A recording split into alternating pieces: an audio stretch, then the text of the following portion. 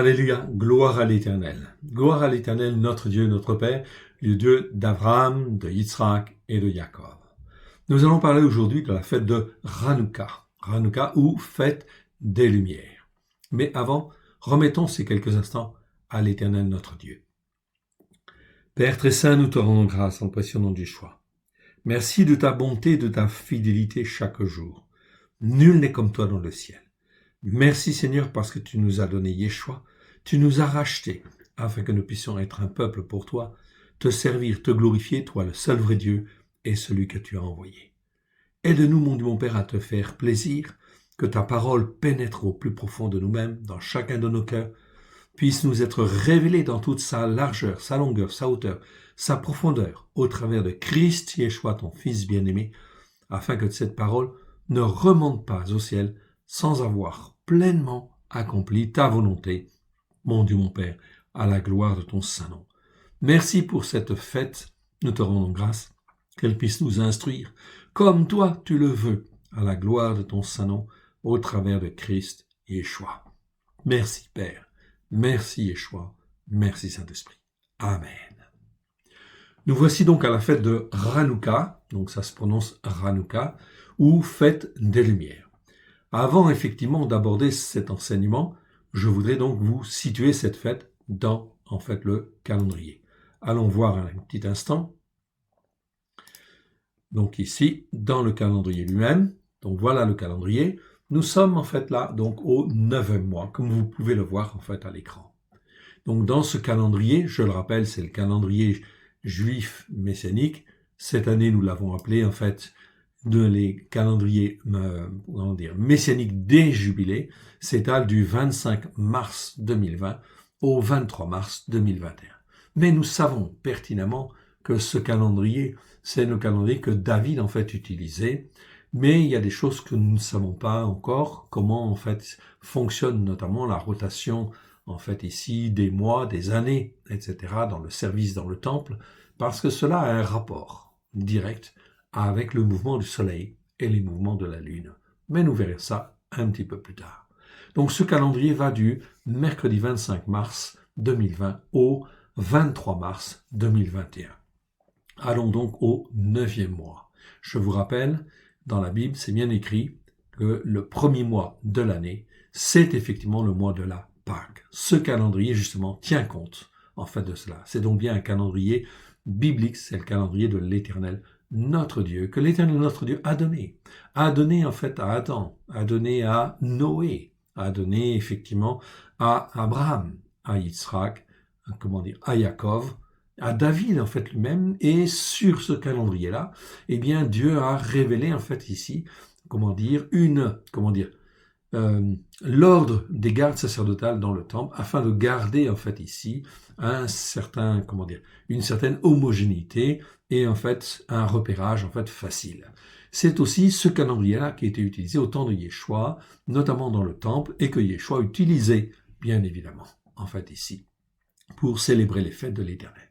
Mais en fait étudions d'abord la fête de Hanouka. La fête de Hanouka, elle se trouve donc au 9e mois. Donc j'y arrive, voilà. Nous sommes donc là en fait au 9e mois comme vous le voyez en haut à gauche, 9e mois qui va du 22 novembre au 22 décembre. La fête de Hanouka, eh bien elle se situe le 25e jour en fait ici de ce 9e mois. Donc si je vais au 25e jour de ce 9e mois, vous le voyez en fait apparaître en bas ici, ce sera le 16 décembre. Eh bien vous le voyez en fait ici, 16 décembre, je vous l'agrandis. 16 décembre, ce sera le 25e jour du 9e mois. C'est là que se situe, en fait, la fête de Hanouka messianique. La fête de Hanouka juive rabbinique commence un petit peu avant. Vous le voyez, en fait, en vert, ici. En vert, cela commence, en fait, le 11 décembre 2020, puisqu'en vert, en fait, ici, j'ai Hanouka 1, c'est-à-dire premier jour de Hanouka rabbinique. Donc ceci est indiqué dans le planning, dans le calendrier, afin de pouvoir situer les événements. La fête de Hanouka messianique est un petit peu plus tardive. Pourquoi ? Eh bien parce que nous sommes sur le calendrier solaire, alors que les rabbins sont sur le calendrier lunaire. Donc calendrier solaire, jubilé, en fait ici, calendrier des jubilés, eh bien ce sera donc le 16 décembre. Du 16 décembre, ok, jusque, en fait ici, le mois suivant, en fait ici, puisqu'elle dure 8 jours, donc ce sera jusqu'au mercredi, en fait ici, 23 décembre 2020, en fait pour cette année 2020. Donc la fête de Hanouka dure 8 jours. Vous en voyez 7 jours en fait ici. Et si je vais en fin de compte ensuite à la page suivante, eh bien vous avez le dernier jour de Hanouka, Hanouka 8, qui aura lieu le 23 décembre en fait ici. Et nous serons effectivement le 23 décembre, ce sera donc en fait ici le premier jour du 10e mois. Donc la fête de Hanouka se termine le mois suivant. Dans ces 8 jours, comme vous le voyez ici sur la droite, en bas à droite, le 4e jour de cette fête, donc là elle commence en fait mercredi, donc jeudi, vendredi, samedi ce sera le 4e jour de la fête, c'est Hanouka 4, et bien en fin de compte ici on s'aperçoit de quoi? On s'aperçoit que les juifs messianiques du 1er siècle avaient fait le découpage de Marc d'une certaine manière, et notamment il y avait un passage, Marc 12, versets 18 à 34, comme vous le voyez ici à l'écran, qui était spécialement dédié à la fête de Hanouka. Ce passage se situe bien évidemment entre la paracha 8 que nous avons vu la semaine dernière. Vous le voyez ici, paracha numéro 8, c'est Vaïshlar, et il envoya, cela nous parle de Jacob, on avait vu, et on avait eu le passage de Marc, correspondant, qui était Marc 12, 7 à 17. Donc là, on est dans la continuité parfaite. Le calendrier des jubilés, ou le calendrier qu'on appellera plus tard, en fait, du roi David, eh bien, effectivement, ce calendrier-là, c'est le seul qui permet vraiment de confirmer, effectivement, l'ordre, en fait, ici, du découpage qui existe dans, en fait, l'évangile de Marc, qui a été fait par les messianiques du 1er siècle, les disciples de Yeshua du 1er siècle. Donc ça, c'est très important. Un autre passage nous intéresse également. Yeshua vient à la fête de la dédicace. Cette fête de Hanouka s'appelle en fait en réalité la fête de la dédicace dans en fait les évangiles et proclame son unité avec le Père. Jean chapitre 10 versets 22 à 39. Bien sûr, au cours de l'étude de cette fête de Hanouka, nous verrons ces deux passages de Marc et passage de Marc et passage en fait de Jean. C'est donc en fait très important. Okay. Alors qu'est-ce que Hanouka? Eh bien, on va les voir. On va donc en fait ici abandonner le calendrier et on va sur la fête de Hanouka. Hanouka ou fête des Lumières. Déjà, c'est une fête qui existe toujours à la fin de l'année, bien évidemment. On va voir. Hanouka, ça s'écrit comme ça en fait en hébreu. Rag Hanouka, la fête de Hanouka ou fête des Lumières. Qu'est-ce que la fête de Hanouka?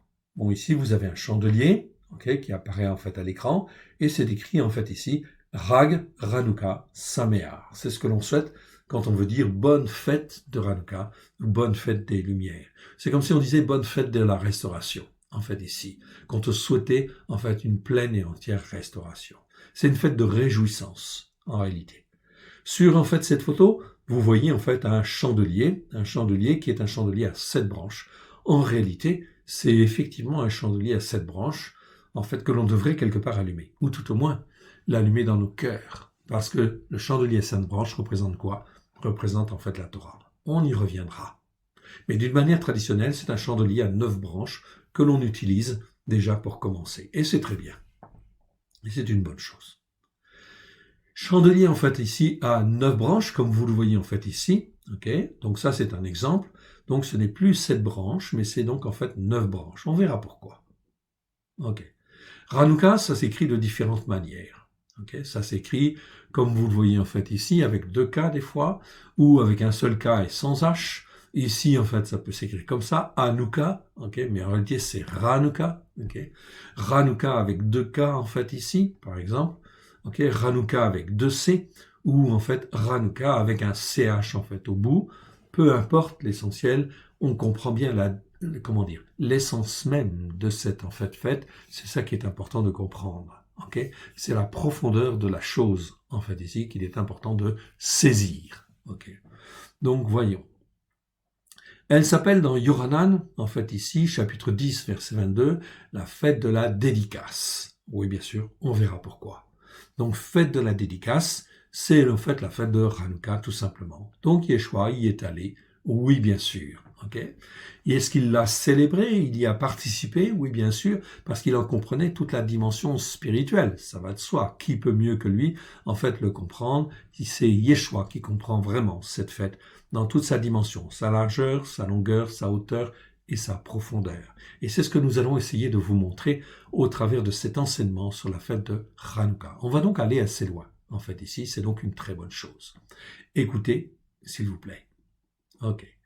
Elle est instituée par les Juifs au cours du IIe siècle avant notre ère. Donc ce n'est pas une fête, qu'on appelle fête de l'Éternel, décrite dans Lévitique 23, car dans Lévitique 23, nous avons les fêtes de l'Éternel, les rendez-vous spéciaux de l'Éternel, et la fête de Hanouka, c'est pas une fête comme les autres, mais c'est une fête qui est agréée par l'Éternel et qui vient compléter et parfaire. En fait, ici, on va le voir comment. En fait, ici. Mais parfaire tout le système éducatif. Les fêtes, c'est tout un système éducatif. C'est un système de formation que l'Éternel a donné en fait aux hommes afin qu'ils puissent être instruits à certains moments et en comprendre, l'essentiel, en fait, ici, de manière à pouvoir se rapprocher de Dieu. Donc, elle vient en complément du reste, en réalité, et elle ne vient pas à la place, bien sûr, du reste, elle vient compléter. Si on comprend cette dimension-là, c'est parfait. C'est une extrême bonne chose. On continue. Ce n'est pas une fête de l'Éternel, comme je viens de vous le dire, mais c'est une fête qui conclut le cycle des fêtes de l'Éternel et qui est manifestement inspirée de Dieu. Okay? Elle est inspirée de Dieu. Pourquoi? Parce que elle a été, en fin de compte, posée le 25e jour, en fait, du 2e mois. Ce n'est pas pour rien. Et ça correspond, en fait, ici, à la main de Dieu. Oui, bien sûr. Comme l'enfant qui est conçu dans le ventre de la maman, il est conçu en fin de compte à un certain moment, en fait ici du cycle de la femme, puisque la femme engendre en fait ici des ovules, produit des ovules à la moitié en fait du premier mois en fait ici de son cycle, et bien effectivement pendant 9 mois et 10 jours, il va se passer effectivement toute une formation physique dans le ventre de la maman pour faire naître un garçon ou une fille à la gloire, en fait, de l'Éternel. Le cycle est de 9 mois et 10 jours, en fait, à peu près. Et effectivement, de la même manière, la Pâque, c'est quoi, en fait, et la fête des pains sans levain, c'est le 15e jour, en fait, du premier mois. 15e jour du premier mois, vous ajoutez 9 mois et 10 jours, et vous arrivez, en fait, au 9e mois de l'année et le 25e jour.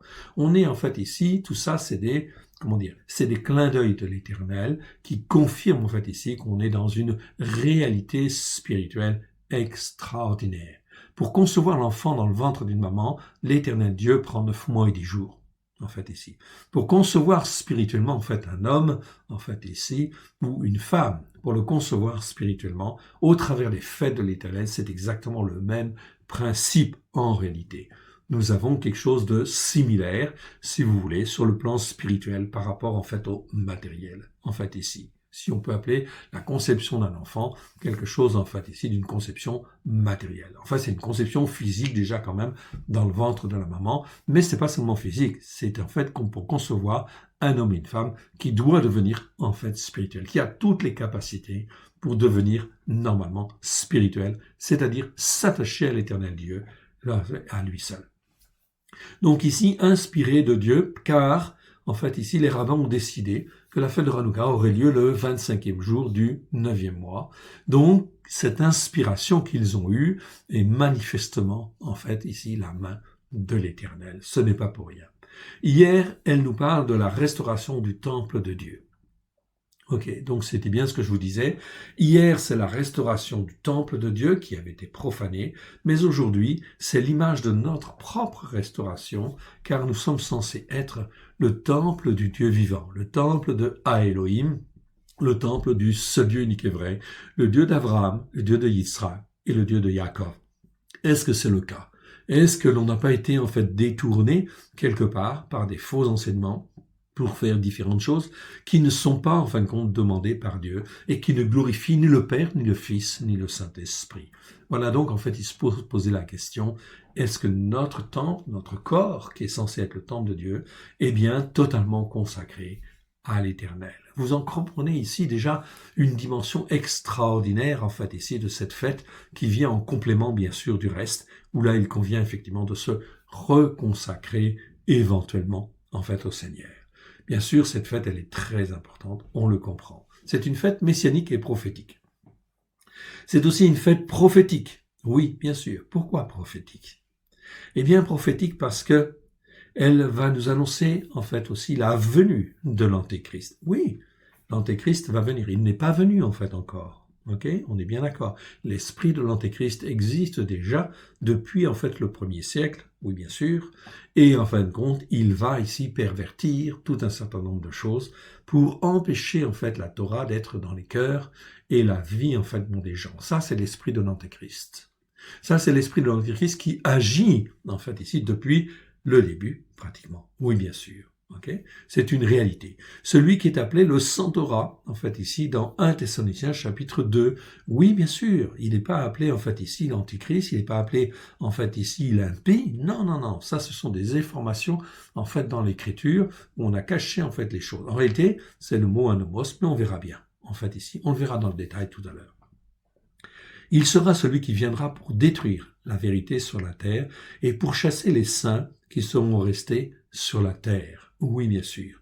Donc ici, la venue de l'Antéchrist, c'est bien ça. L'Antéchrist, ce n'est pas autre chose que celui qui va venir pour contredire, en fait, tuer tous ceux qui, en fait, ici, s'intéressent à la Torah, directement ou indirectement, et qui, en fin de compte, ont le message de Christ quelque part, en fait, ici, car Christ, c'est la Torah incarnée, hein, c'est la Torah dans le cœur et la vie des gens, en fait, ici, en réalité. Ça, c'est une réalité spirituelle extrêmement forte. Voilà pourquoi il y a beaucoup d'opposition, parce que l'esprit de l'Antéchrist est déjà, malheureusement, fortement répandu. Dès lors que quelqu'un dit « Non, la Torah, c'est en fait ici un système légaliste » ou « La Torah, c'est en fait aboli et tu es condamné si tu écoutes la Torah », celui qui dit ça, il est imprégné de l'esprit de l'Antéchrist. Oui, bien sûr, pas de Christ, parce que Christ n'a jamais dit ça. Christ, au contraire, dit, je vous le rappelle, Matthieu chapitre 5, verset 17-18, Yeshua dit, « Je ne suis pas venu pour abolir la Torah et les prophètes, je suis venu pour l'accomplir. » Et ici, le mot « veut accomplir » veut dire remplir les cœurs de tous ceux qui veulent en abondance, afin que la Torah puisse déborder. Il va rajouter, verset 18, « Pas un seul iota de la Torah ne disparaîtra, que tout ne soit accompli. » Donc déjà, on perçoit là déjà quelque chose d'essentiel. Est-ce que tu as besoin de reconsacrer ton temple, ton corps, en fait, à l'Éternel Dieu? Oui, bien sûr. Déjà, dès lors que, effectivement, un croyant dit, en fait, ici, des choses qui s'opposent, en fait, à la Torah, forcément, automatiquement, quelque part, eh bien, ça veut dire qu'il y a l'esprit de l'Antéchrist qui est déjà là. Et il existe officiellement depuis le IVe siècle avec l'empereur romain Constantin. Oui, bien sûr, on est tout à fait d'accord. Et il sera celui qui viendra pour détruire la vérité sur la terre et pour chasser les saints qui seront restés sur la terre. C'est donc là, mon frère, ma sœur, quelque chose de très important. Donc cette fête, elle a une dimension prophétique essentielle. Oui, bien sûr. Elle nous annonce la venue de l'Antéchrist, celui qui va venir. Mais aussi, la venue, fort heureusement, la venue de notre Seigneur Yeshua. Yeshua HaMashiach, qui est le Christ, et donc, en fait, ici, quelque part, la lumière du monde. Il le dit lui-même, je suis la lumière du monde. Il est venu déjà une première fois, et en fait, il est venu pour dire, je suis la lumière du monde. C'est-à-dire que la Torah, elle est dans mon cœur. Oui, Yeshua, c'est ça qu'il dit. Il dit, la Torah est dans mon cœur. Et la Torah est dans mon cœur, et en fin de compte, je suis là pour la montrer, en fait, aux hommes et aux femmes. Cela vous surprend peut-être qu'on dise qu'en fait, ici, Yeshua a la Torah dans le cœur. Pourtant, c'est écrit. C'est écrit, je vous demande juste un instant, je prends en fin de compte ma Bible. On va aller dans le psaume 40. Psaume 40. Je prends le psaume 40. 40. Regardez. Psaume 40, verset 8. Voilà ce que dit, en fait, ici, c'est un psaume de David, et c'est, en fait, ici, Yeshua, c'est une, David qui reçoit, en fin de compte, ce que, en fait, aussi, Yeshua va dire, et c'est ce que Yeshua dit, en réalité, en fait, ici. Il dit au verset 8, « Voici, alors je dis, voici je viens, avec le rouleau du livre écrit pour moi. Je veux faire ta volonté, mon Dieu, et ta Torah est au fond de mon cœur. C'est bien écrit ici le mot Torah. La Torah, en fait, ici, est dans le cœur, au fond du cœur de Yeshua. Et il vient pour faire sa volonté. Mon frère, ma sœur, okay, ça c'est extrêmement important. C'est comme ça qu'on décèle effectivement, en fait, la présence de l'esprit de l'Antéchrist, parce qu'il s'oppose effectivement, en fait, à ça. Tout ce qui s'oppose, en fait, à la Torah fait partie et vient, en fin de compte, de l'Antéchrist, bien sûr. Vient de l'Antéchrist, de l'esprit de l'Antéchrist, bien évidemment, qui agit depuis, en fait, le début, oui, bien sûr. Voilà pourquoi Christ Yeshua, c'est extrêmement important. Voilà pourquoi cette fête revêt une dimension aussi également messianique très importante. Tant que tu n'es pas capable de dire la Torah est la vérité, Toratra emetz, eh bien, cela veut dire qu'effectivement, en fait, dès lors que tu ne sais pas dire ça, tu n'es pas encore transformé, façonné, comme Dieu le veut. Okay. Dieu veut que tous ses croyants, je dis bien, tous ses croyants, sans exception, disent la Torah est la vérité. Comme c'est écrit dans le psaume 119, verset 142. Okay, c'est déjà écrit. On ne dit là que des versets, en fait, de la parole de Dieu, la parole de vérité. On continue donc avec cette fête. Donc la lumière, c'est bien en fait Yeshua. Voilà pourquoi en fait ici cette menorah. Ici vous voyez en fait ici un chandelier à 7 branches. C'est la menorah qui était dans le temple et le sacrificateur devait l'entretenir tous les jours. Il en fait rentrait dans le lieu saint. Et là, tous les jours, en fait, il veillait à ce que l'huile soit bien effectivement dans toutes les, comment dire, les coupes, en fait, ici, du chandelier, afin que la lumière puisse briller 24 heures sur 24. Et éclairer, en fait, en face, il y avait la table des pains de proposition, éclairer le peuple de Dieu. Ceci est une image, ceci est un symbole. En fait, ici, c'est que la Torah doit éclairer, en fait, ici, les nations, bien sûr, les peuples. Et effectivement, c'est écrit, on voit bien aussi que dans Ésaïe 42, eh bien, au verset 4, eh bien, en fait, ici, on voit bien que Dieu soutiendra son élu jusqu'à ce que les nations espèrent en sa Torah. Okay. Donc, ce qui n'est pas fait, en fait, encore aujourd'hui, sera une réalité demain. Donc, voilà pourquoi cette fête est aussi une fête prophétique, mais messianique et prophétique, parce qu'en fait, ici, on rentre dans la volonté de Dieu. Est-ce que je veux faire la volonté de Dieu et, en fin de compte, la mettre en pratique? Oui, bien sûr. Donc, dans ce cas-là, eh bien, je vais faire la fête de Hanouka parce que j'en comprends la dimension spirituelle, qui est vraiment, en fait, de rentrer dans la volonté de Dieu pour faire sa volonté, en fait, à lui, au travers de Yeshua, celui qui est appelé le Christ. Oui, bien sûr. Donc là, on comprend une dimension messianique très importante de cette fête, fondamentale, bien évidemment, qui n'existe pas dans le milieu chrétien la plupart du temps. Hanouka n'existe pas depuis le 4e. C'est une fête qui a été supprimée, oui, bien sûr, par l'empereur romain Constantin, et effectivement, la chrétienté, d'une manière générale, ne la pratique pas. Voilà pourquoi elle est en fait ici aveuglée quelque part, parce qu'on ne permet pas aux brebis de découvrir la vérité, de voir la lumière de ce que Dieu, en fin de compte, ici, voulait donner pleinement dans nos cœurs et dans nos vies. Voilà, mon frère, ma sœur, pourquoi il faut faire des choix. Tu choisis Noël ou Hanouka. C'est un choix. Ces deux fêtes ont lieu pratiquement en fait en même temps. En fait, c'est toujours dans le même mois, okay? Mais en réalité, eh bien, c'est un choix. Il faut choisir. Est-ce que je veux être agréable à Dieu ou est-ce que, en fin de compte, je me contente de ce qui est dans la tradition et je fais comme la tradition fait, etc. parce que je ne veux pas prendre position, en fait, ici. Eh bien, c'est très important de prendre position. Très, très important. Fondamental, même, devant l'éternel Dieu. On continue. Des chandeliers, en fait, à 9 branches, je vous en montre, en fait, ici, à la fête de Hanouka, on utilise souvent des Hanoukia. En fait, ici, vous avez le mot, en fait, écrit en haut, Hanoukia, ce sont des chandeliers à 9 branches. Vous en voyez différents modèles. Bon, il y en a toutes sortes, en fait, ici. Vous en voyez différents exemples, en fait, ici. Ok, des exemples plus ludiques, en fait, ici. Comme vous voyez, très coloré, tout ça. C'est une fête où on se réjouit devant l'Éternel. Oui, bien sûr. D'être la lumière du monde. Oui, bien sûr. Ici, une autre forme, plutôt moderne. Et avec les appellations, toujours dedans en hébreu, Rag Hanouka Sameach, ce qui veut dire joyeuse fête de Hanouka, en fait, ici. Yohanan, en fait, ici, tout ça, c'est pour célébrer la lumière. Jean, chapitre 8, verset 12, Yeshua leur parla de nouveau et dit, « Je suis la lumière du monde. Celui qui me suit ne marchera pas dans les ténèbres, mais il aura la lumière de la vie. » Voilà ce que Yeshua est en train de nous enseigner au travers aussi de cette fête-là. C'est que la vraie lumière, c'est bien sûr la lumière de Yeshua. Donc je peux allumer en fait des bougies, oui, ça ne me pose pas de problème, ok.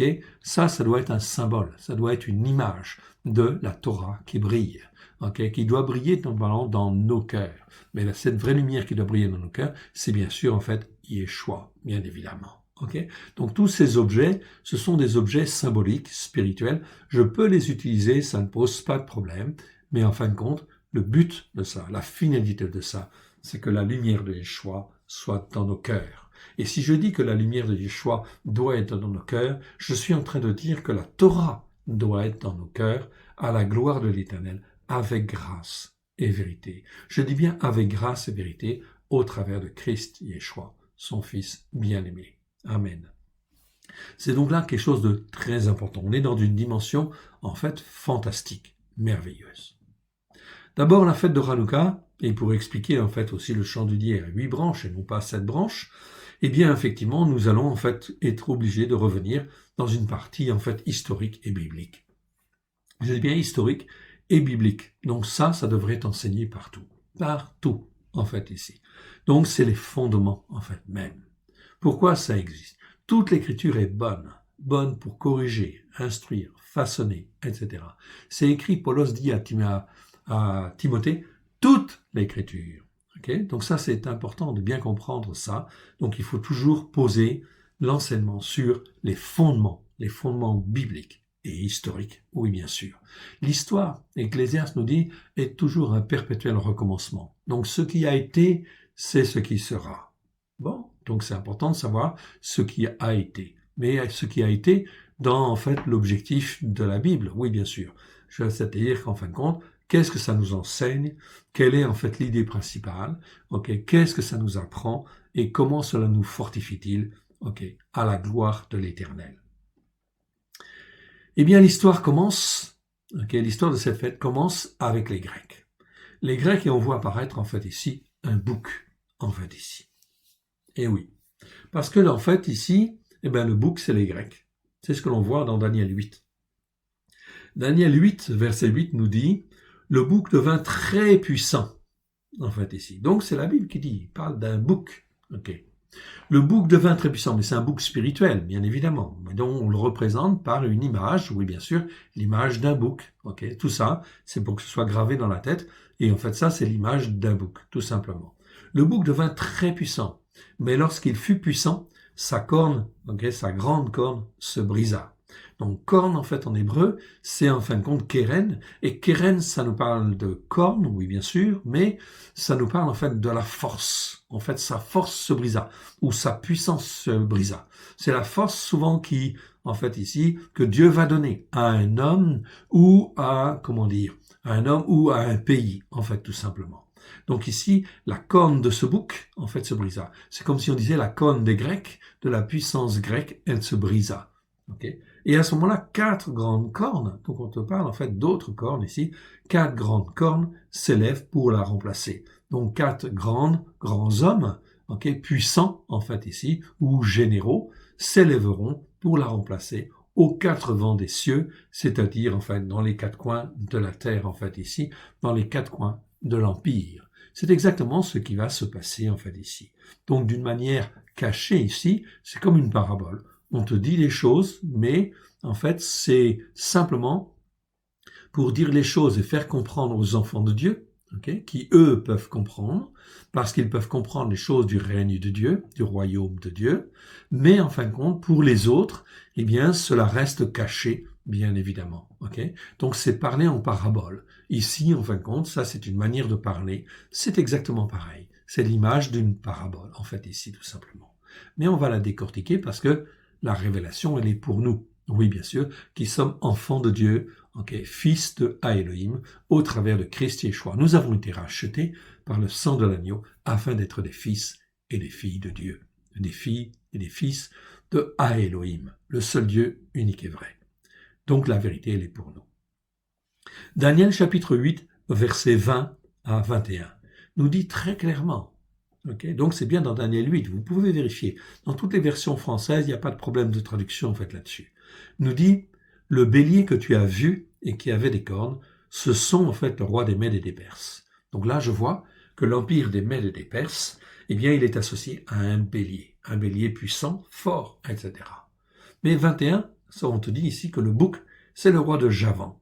La grande corne entre ses yeux, c'est le premier roi. En réalité, ici, on te parle d'une deuxième bête. On te parle d'un bélier et on te parle en fait d'un bouc. Ici, c'est l'histoire, en fin de compte, du royaume des Mèdes et des Perses, représenté par le bélier, et en fin de compte, le royaume des Grecs, qui est représenté, en fait, ici par le roi de Javan, qui va être Alexandre le Grand. Ceci, en fait, nous parle des événements qui ont vraiment eu lieu dans l'histoire, bien évidemment. Le royaume des Mèdes et des Perses, il a existé, bien évidemment, et il a été défait par quoi? Par l'Empire, en fin de compte, par Alexandre le Grand, en fait, ici, donc vers les années 300, 330. Il a été, en fin de compte, détruit, et c'est le royaume, en fin de compte, des Grecs qui a dominé sur le royaume des Mèdes et des Perses. Donc, Dieu utilise, en fait, ici une image. Le bouc est devenu très puissant et il a en fin de compte ici bousculé le bélier, il a détruit en fait toute la puissance en fait ici du bélier. C'est une image, oui bien sûr, c'est comme une parabole tout simplement. Dieu nous parle en parabole pour que nous qui sommes ses enfants, eh bien la révélation puisse nous être donnée, oui bien sûr, et qu'on puisse comprendre en fait les choses, les choses cachées. Et tout le monde ne comprend pas ça, en fait ici, bien évidemment. Cela appartient aux enfants de Dieu. Le roi de Javan, c'est la Grèce. C'est en effet lui qui renversa le roi des Mèdes et des Perses, représenté dans les Écritures par un bélier. C'est donc ce qu'on vient de dire, en fait, tout simplement. Je vous renvoie à l'enseignement sur les prophéties de Daniel et l'Apocalypse que nous avons fait, qui est accessible, en fait, à tous sur le site, en fait, YouTube, sur la chaîne À l'école de Yeshua. Il vous suffit de taper, vous allez sur YouTube et vous tapez à l'école de Yeshua et vous avez en fait ici la chaîne à l'école de Yeshua. Tout ça sont des enseignements qui sont ouverts à tout le monde en fait ici, tous ceux qui le veulent. Donc ici on a détaillé plus avant, en fait ici c'est effectivement ces puissances. En 336 avant notre ère, donc Alexandre le Grand, il a 20 ans. Donc c'est un jeune homme, bien sûr. Donc ils sont élevés quand même, ils sont quand même costauds en fait à 20 ans, bien sûr. Ils sont élevés en fin de compte dans la culture grecque en fait ici, donc dans la culture grecque. Donc Alexandre le Grand, il a 20 ans. À la mort de son père, Philippe II, en fait ici, donc il s'appelait Philippe II, roi de Macédoine, eh bien il accède au trône de la Macédoine. Donc il a 20 ans. Vous imaginez, 20 ans, c'est pas beaucoup quand même, Mais il devient roi à ce moment-là, Et celle-ci, en fin de compte, domine alors la Grèce à cette époque. Donc la Macédoine, qui est un petit pays, c'est un pays qui est même plus petit que la Bretagne, en fait, ici. Je dis Bretagne parce que j'habite près de la Bretagne, en fait, ici, donc ça me donne, en fait, une comparaison. Bretagne qui est plus grande, en fin de compte, que Israël, même. En territoire, le territoire d'Israël est plus petit que le territoire de la Bretagne. C'est pour dire que Israël, c'est quelque chose d'extraordinaire. C'est derrière la puissance de Dieu qui agit pour faire que cette nation-là puisse être élevée et qu'on en parle en fin de compte presque, je ne vais pas dire presque tous les jours, mais c'est presque ça. Et que, en fin de compte, elle est dans les médias. Pourquoi? Parce que Israël a un rôle extrêmement important à jouer sur le plan prophétique et sur le plan messianique à venir. Donc, en 336 avant l'ère chrétienne, Alexandre le Grand a 20 ans. Et il monte au trône, il accède au trône. Et pourtant, la Macédoine n'est pas plus grande que la Bretagne, c'est ce que je vous disais. Elle se situe au nord de la Grèce, en fait ici, de la Grèce de l'époque. On continue. Alexandre le Grand se lance à la conquête de l'empire des Mèdes et des Perses. Donc il y a un grand empire qui est puissant, qui couvre une bonne surface en fin de compte de la terre, en fait ici, et Alexandre le Grand, qui est en fait le chef d'une petite nation, la puissance en fin qui est derrière, je dis bien la puissance qui est derrière, eh bien effectivement c'est une puissance en fait que Dieu permet, mais c'est une puissance satanique, on est bien d'accord. C'est une puissance céleste, bien évidemment, qui vise en fin de compte à dominer et à détruire. Okay. Donc Dieu suscite et permet à qu'Alexandre le Grand reçoive cette puissance afin de, en fait ici, de contrecarrer en fait ici l'influence en fait de l'empire des Mèdes et des Perses, bien sûr, pour que l'empire des Mèdes et des Perses ne domine plus. C'en est fait, c'est terminé. Donc cela nous montre la puissance de l'Éternel, notre Dieu, oui bien sûr, c'est lui qui est au-dessus et qui gère. Okay. Donc c'est pour ça qu'il ne faut absolument pas en fait s'impliquer dans des choses en fin de compte qui ne sont pas les nôtres. Nous sommes destinés à être serviteurs et servantes de Dieu, de faire sa volonté là où il veut, comme il le veut, c'est tout. Mais les affaires du monde, le fait qu'une nation monte, qu'une nation descende, etc., eh bien ça c'est l'affaire de Dieu. C'est l'Éternel, notre Dieu, qui en fait ici montre sa main et sa puissance en fait ici pour gérer les choses. Ça, ce sont les affaires de Dieu. Okay? Et nous sommes bien de piètres politiciens, de piètres en fait ambassadeurs en fait ici, en fait dans toute cette, j'allais dire cette cohue en fait ici. Okay? C'est des ordres qui viennent en fait ici, car les désordres vont venir. Les gouvernements ne savent même plus en fait ici à quel sein se vouer déjà. On le voit déjà très bien au travers du Covid-19, etc. Comment prendre des résolutions, etc. Des décisions, ce n'est pas facile. Oui, parce qu'il leur manque quelque chose. Il leur manque la connaissance principale. Oui, bien sûr, celle qui est en Christ. Et sans cette connaissance-là, ils ne peuvent pas gérer d'une manière correcte, en fait, ici. Donc, il en sera comme l'Éternel Dieu le permettra, en fait, tout simplement. Tout cela doit contribuer à une seule chose, nous attacher à l'Éternel, notre Dieu, et à rester attachés à l'Éternel, notre Dieu, et à rester à sa place. Amen. Ok, on continue. Ici va donc l'Empire. Alexandre le Grand se lance à la conquête de l'Empire des Mèdes et des Perses. L'Empire des Mèdes et des Perses, eh bien, cela couvrait en fin de compte toutes ces parties-là, en fait ici, qui sont colorées en fait ici. Ça, c'était avant l'Empire des Mèdes et des Perses, qui était même un peu plus étendu, en fait encore, en fait ici, mais peu importe. C'est l'Empire, en fait ici, que Alexandre le Grand va conquérir. La Macédoine, c'est donc en fait un petit pays, et qui, en fin de compte, va conquérir tout cela en l'espace de 12 années.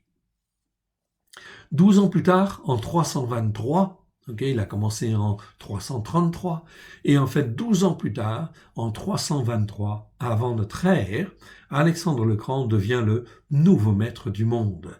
Il a conquéri tout ça, il a fait des conquêtes partout, en fait ici. Et il a en fin de compte conquis tous ces territoires avec une force, en fait, ici, très importante derrière, qui est identifiée, bien évidemment, par, en fait, la puissance du léopard. Oui, bien sûr, qui est décrite dans Daniel chapitre 7, tout simplement. Donc, il va s'étendre, il va s'étendre à l'ouest, il va s'étendre à l'est, à l'ouest, au nord, au sud, il va s'étendre, en fin de compte, partout, en fait, ici, dans la domination qu'il va lui être donnée. Pendant 12 ans, en fait, ici. Je dis bien 12 ans. C'est clair, en fait, ici. Je dis, en fait, ça 12 ans, tout simplement parce que c'est exactement la même chose, en fait, que Hitler. Hitler, en fin de compte, il a commencé à être chancelier en 33, et en fin de compte, il a été défait en 45, ça fait 12 ans, en fait, ici. Bon, c'est juste, en fait, pour faire une petite anecdote comparative, en fait, ici, mais c'est très clair. Pendant, en fait, le temps des nations, en fait, ici, la puissance du léopard, elle a agi, en fait, ici, sur d'autres nations. Nous le verrons un petit peu plus tard. Pour le moment, c'est la puissance du léopard qui agit, en fin de compte, sur Alexandre le Grand, sur les Grecs, pour lui permettre de dominer. Il va dominer pendant 12 ans. Daniel 8, il est dit, en fait, ici, sa corne se brisa, c'est-à-dire sa puissance, en fait, ici, elle s'arrêta. Elle s'arrêta, donc ça veut dire qu'il est mort, tout simplement. À l'âge de 323 ans, avant Alexandre le Grand, est foudroyé par la maladie à l'âge de 33 ans. Donc là, c'est très clair. Il est foudroyé, en fait, ici, par la maladie. Il a régné que 12 ans, en fait, ici, pour mettre en place cet énorme, en fait, empire, en fait, ici, qui va prendre la place de l'empire des Mèdes et des Perses. Ce sont les Grecs qui vont dominer. C'est donc, en fait, ici, très important de bien comprendre. Ce sont les Grecs qui vont dominer, en fait, ici. Bien, on continue, Daniel 8, 4 grandes cornes s'élevèrent pour la remplacer aux 4 vents des cieux. Donc, c'est un résumé, bien sûr. Tout ici, j'ai détaillé plus, en fait, ces choses-là dans, en fait, l'enseignement sur les prophéties de Daniel, l'Apocalypse. Ici, on parle de Hanouka, donc on explique, en fait, ces choses, en fait, ici. Là, on explique plus facilement, plus précisément, en fait, la puissance grecque. Ou la puissance, on va expliquer la puissance gréco-romaine, en fait, ici, quelque part. En ce qui nous concerne, nous, aujourd'hui, c'est la puissance gréco-romaine. Donc quatre grandes cornes s'élevèrent pour la remplacer aux quatre vents des cieux. Donc partout dans cet empire-là, il va être divisé en fait en quatre. Et vous le voyez, c'est pour ça que vous avez les couleurs qui apparaissent en fait ici. Donc en violet, eh bien c'est un des quatre généraux, quatre grandes cornes, donc ces quatre généraux d'Alexandre vont se partager en fait ici le royaume en fait ici d'Alexandre, tout simplement. C'est Lysimach qui va prendre en fait ici la partie violacée. En rose-rouge, c'est Cassandre, un autre général d'Alexandre. En jaune, ça va être en fait les Séleucides. Et en vert, les Ptolémées, en fait ici. Donc les plus grosses parties, ce sont les Séleucides et ce sont les Ptolémées, oui bien sûr. Okay, qui apparaissent bien sur l'écran. Ça, c'est important, c'est bien pour montrer, en fait, ici, que ces territoires-là, ils sont répartis parce qu'ils vont jouer un rôle. Ils vont jouer un rôle très important, en fait, ici, dans le plan de Dieu. Les Séleucides en jaune, en fait, ici, et les Ptolémées, en fait, en vert, vont constituer les deux royaumes qui n'auront de cesse de s'affronter au cours des années qui suivent. Dans Daniel, chapitre 11, 12, etc., okay, eh bien, qu'est-ce que l'on voit? On voit qu'il y a 11 guerres qui sont décrites, en fait, ici, et en fait, ici, donc c'est donc bien biblique, il y a donc 11 guerres qui sont, en fait, 11 conflits, qui sont, en fin de compte, ici, entre les Séleucides et les Ptolémées. Et qu'est-ce qu'il y a, en fait, au milieu? Au milieu de ce conflit, qu'est-ce qu'il y a? Eh bien, il y a Israël. Israël, la terre d'Israël se trouve en fin de compte là. Au départ, en fait, ici, de ce partage, elle est dominée par du vert. Donc, en fait, Israël est sous la puissance des Ptolémées. C'est des Ptolémées, ça vous parle peut-être pas grand-chose, en fait, ici, sur le plan historique. Je vais vous rappeler simplement que, par exemple, en fait, Cléopâtre. Cléopâtre, en fin de compte, c'est une, en fait, descendante des Ptolémées. Oui, ce sont, en fait, des Grecs, en réalité. Oui, ce sont des Grecs qui dominent sur l'Égypte, en fait, à ce moment-là. Et en fait, ici, en fait, Cléopâtre fait partie des familles des Ptolémées. C'est-à-dire qu'en fait, c'est une Grecque, en réalité, qui domine sur, en fait, l'Égypte, en fait, ici. Ce n'est pas une Égyptienne, en fait, en tant que telle. Donc ici, Ptolémée, en fait, ici, peu importe, en fait, tout cas, ça c'était juste pour la petite histoire. Donc c'est la domination, en fait, ici, grecque, qui existe, en fait, en vert. Ok. Et donc, en fait, compte ici, le pays d'Israël est dominé par la puissance des Ptolémées. Les Séleucides, en fait, en jaune, eh bien ici, ce sont en fait d'autres rois qui vont exister, bien évidemment, et qui vont faire la guerre aux Ptolémées, en fait, ici. Donc, il va y avoir des conflits, 11 conflits. Et parfois, en fait, Israël va être dominé par la puissance, en fait, jaune, par la puissance, en fait, des Séleucides, ou, en fin de compte, par la puissance des Ptolémées. Ça va dépendre, en fait, bon, des temps et des conflits, en fait, ici, tout simplement. Tout cela, en fin de compte, pour permettre certaines choses. Et permettre quoi? Eh bien, ici, on va le voir. C'est dans ce contexte qu'un descendant des Séleucides, donc de la famille en jaune, en fait, ici, va s'élever, et enlever le sacrifice perpétuel et renverser le sanctuaire à Jérusalem. Dans Daniel 8, versets 9 à 12, c'est écrit, ça fait partie de l'écriture. Oui, bien sûr. Donc, il y a bien un descendant des Séleucides qui va s'élever et qui va effectivement profaner, en fait, le temple. Okay? Que va-t-il faire? Eh bien, on va voir. À cause du péché, la corne jeta la vérité par terre. Donc, il y avait effectivement à Jérusalem un temple, il y avait des sacrificateurs, il y avait des juifs qui pratiquaient, mais il y avait beaucoup, en fait, d'idolâtrie. Il y avait beaucoup de choses qui étaient des péchés, des transgressions et des iniquités, et elles sont arrivées à leur comble. Alors, comme elles sont arrivées à leur comble, eh bien, en fin de compte, il fallait que la vérité soit jetée par terre. La corne jeta la vérité par terre. Ça veut dire quoi? C'est-à-dire qu'il s'est passé quelque chose, en fait, ici. La vérité, c'est la Torah. Oui, bien sûr. Et donc, qu'est-ce qui représente en fait la Torah à ce moment-là? C'est le temple à Jérusalem avec les sacrificateurs. Mais comme en fait ils ne sont pas en fait, ici, comment dire, intègres. Ils ne sont pas sincères. Ils ne sont pas, comment dire, pour faire la volonté, écouter et mettre en pratique comme il le convient. Eh bien, Dieu va permettre que le temple soit détruit et en fait que la vérité soit jetée par terre. C'est donc très important car Dieu n'hésite pas en fait ici à ceux qui devraient être ses serviteurs. S'ils ne sont pas ses serviteurs, Dieu n'hésite pas en fait à juger et à renverser en fait ici ce qui pouvait être le sanctuaire de Dieu avant en fait ici. Ce qui était destiné à être le sanctuaire de Dieu. Mon frère, ma sœur, cela nous parle de quoi? De toutes les assemblées, de toutes les églises, bien évidemment, qui devraient être des sanctuaires pour Dieu, en fait, ici.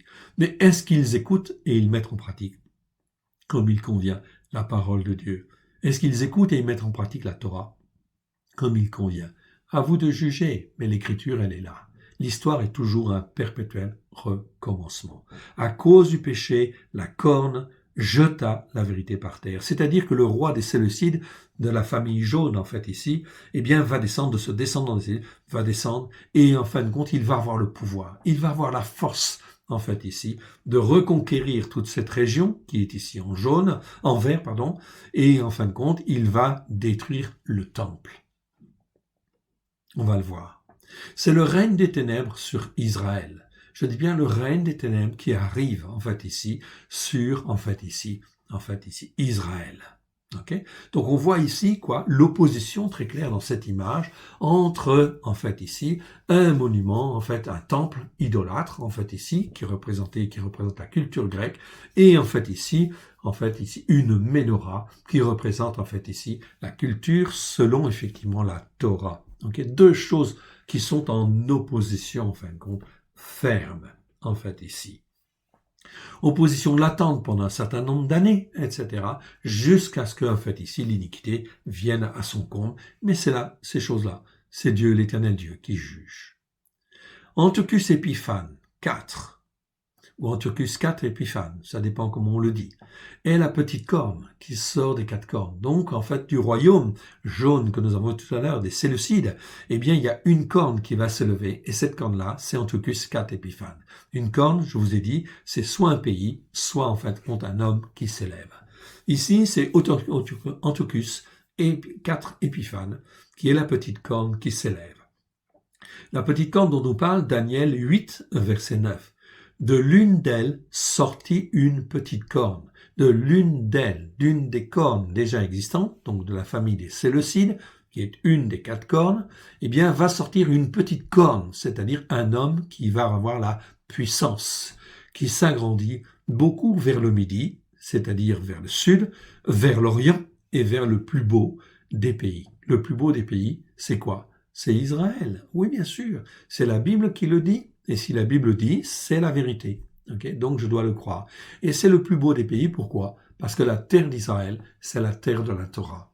C'est la terre de Dieu. C'est là où Dieu a voulu que la Torah, en fait, puisse exister, être écoutée et mise en pratique afin d'être un exemple, un modèle pour le monde entier.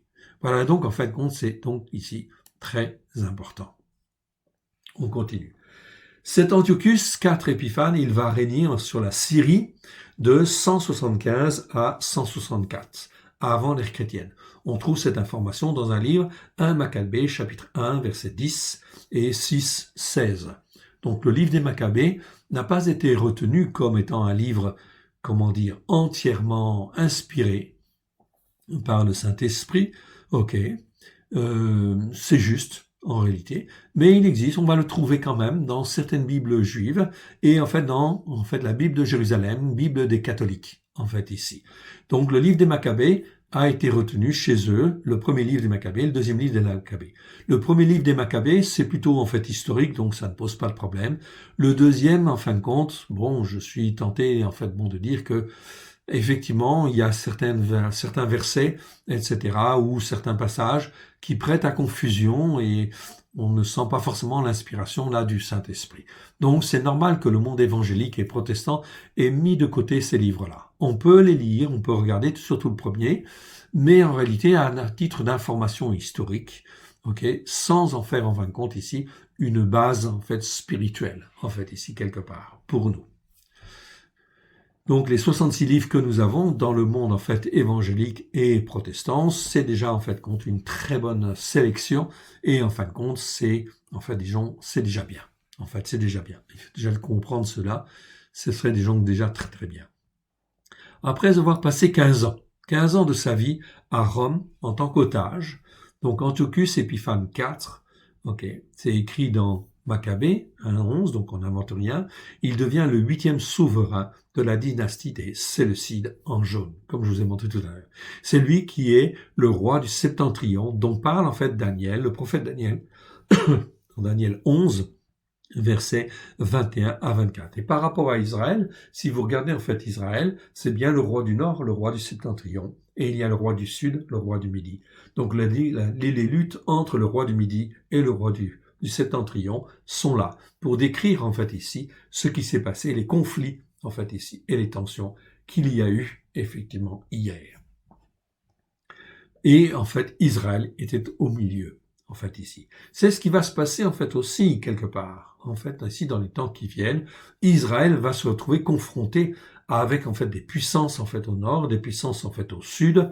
Attends, il faut faire un petit peu attention aussi à cette notion de nord, c'est un nord spirituel, Septentrion c'est le nord spirituel, et le midi en fait aussi, c'est ce qui vient en fin de compte aussi au sud où ça va de soi, mais en fait il faut l'entendre au niveau spirituel. Donc conflit entre deux puissances qui en fait ici vont agir plus ou moins sur en fait Israël, et Israël va être au milieu. Ça va pas être évident pour Israël dans les temps qui viennent, c'est clair, mais en réalité l'Éternel est là. L'Éternel veille. C'est ça qui est très important.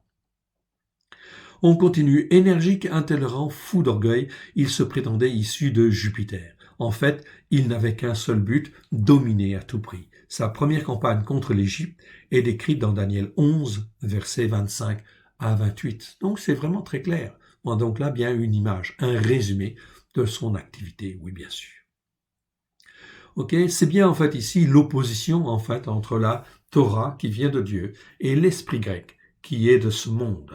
Donc là c'est aussi extrêmement important de bien comprendre cette remarque en fait ici. Car aujourd'hui, en réalité, en fait ici, qu'est-ce que je vois? Je vois toutes les sociétés occidentales.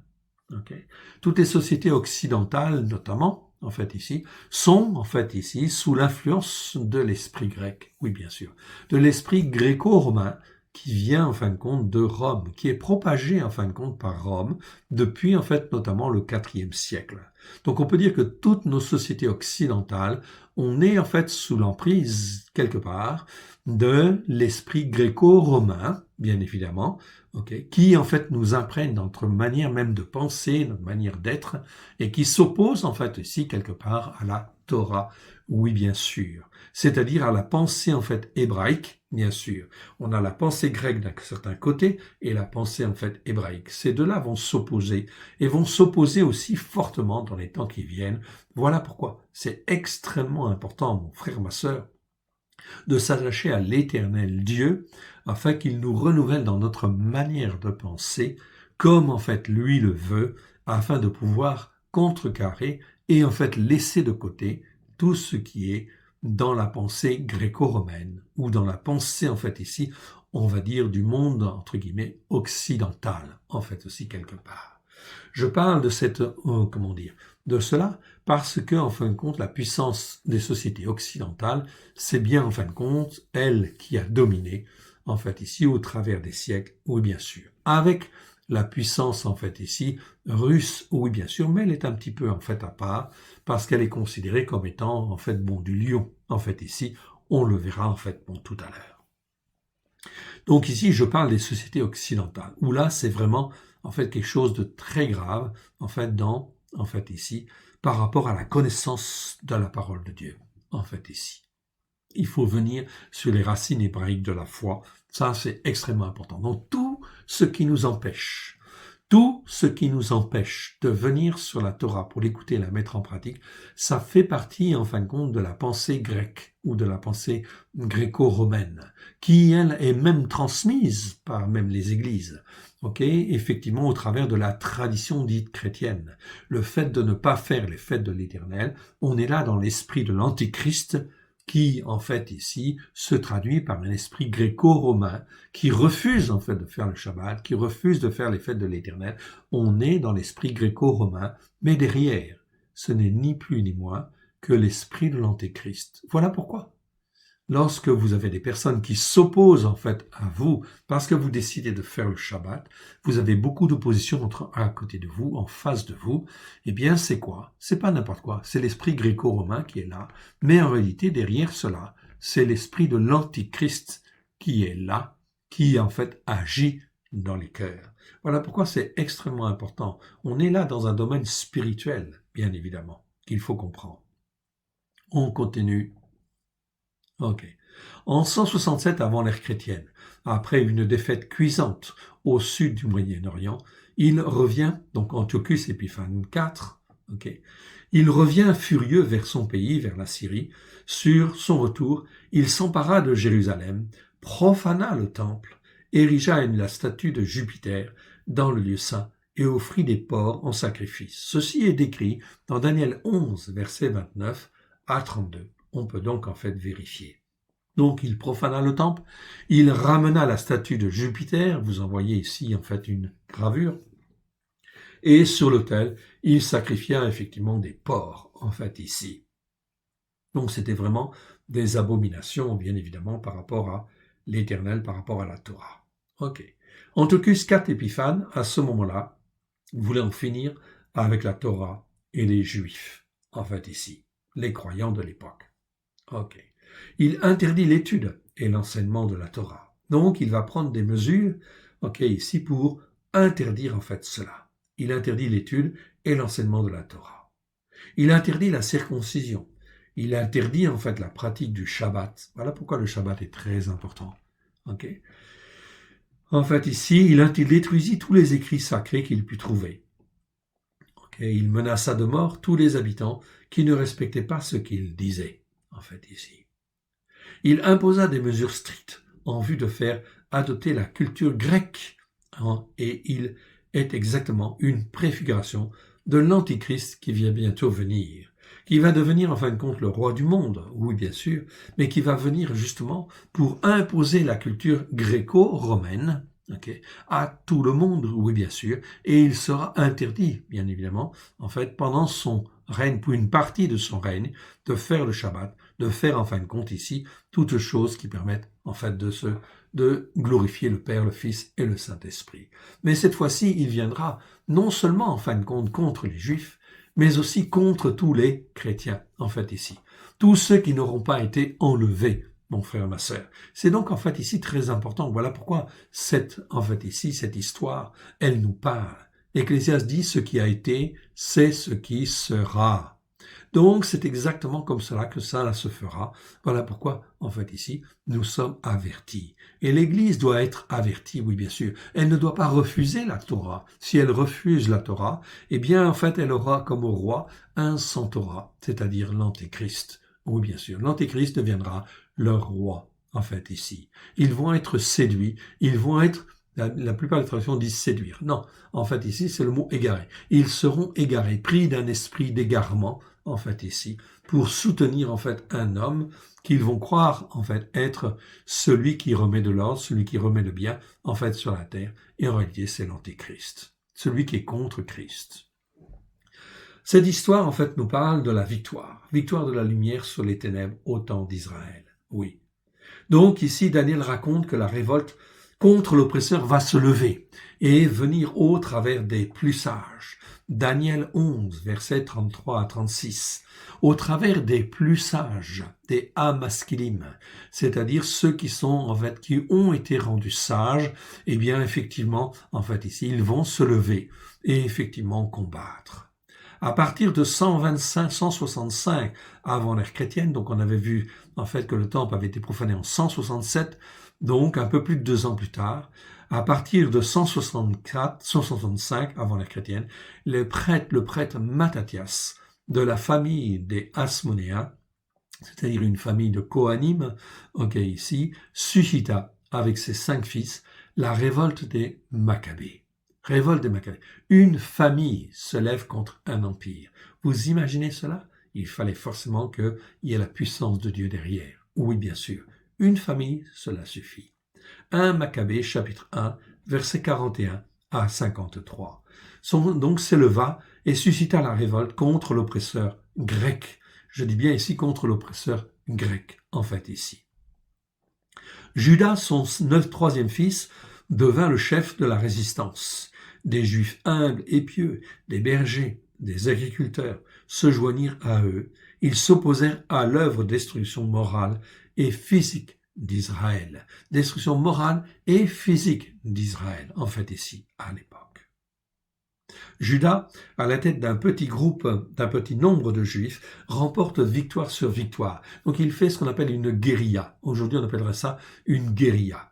Une guerre de harcèlement sur, en fin de compte, l'armée, en fait, ici, grecque.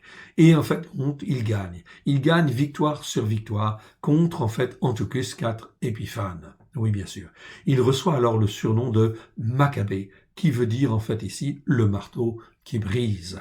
Donc, il était là dans une guerre de harcèlement, en fait, ici, une guérilla, contre, en fait, ici, l'armée grecque, qui est une grande armée puissante, mais, en fait, dans les collines, dans, en fait, ici, les montagnes, dans, en fait, les vallées, tout ça, eh bien, ils ne pouvaient pas, en fait, manœuvrer facilement, etc. Donc, ils étaient harcelés. Donc ici, ces familles-là, en fait, ici, cette rébellion, elle a augmenté, elle a grandi, et ils ont récupéré Jérusalem, et ils ont récupéré le temple. Ainsi, ils ont eu la victoire, parce que l'Éternel Dieu leur a donné la victoire, parce qu'ils voyaient, en fait, leur intention de cœur. Donc, dans la détresse où ils étaient, Dieu, en fin de compte, a vu, effectivement, des hommes qui, en fait, ici, parmi le peuple, étaient sincères. Donc on a bien vu que c'était des pauvres, des agriculteurs, en fait des gens artisans, etc. et autres, en fait qui étaient là. Ce n'était aucun responsable en fait ici, en dehors en fait ici de cette famille de Kohanim en fait ici, de Cohen qui en fait était là pour en fait ici dire la vérité, elle est là et il faut revenir, bien évidemment. Ok. Et donc là, ils ont suscité la et ils ont gagné. Ils ont gagné contre, en fait, l'Empire grec. Ils ont gagné contre l'armée grecque. L'armée grecque a dû reculer, en fait, ici. Et laisser, en fait, ici, Jérusalem. Et laisser le temple. Donc, ils ont, en fait, ici, restauré le temple. Et ils ont créé, en fait, une fête.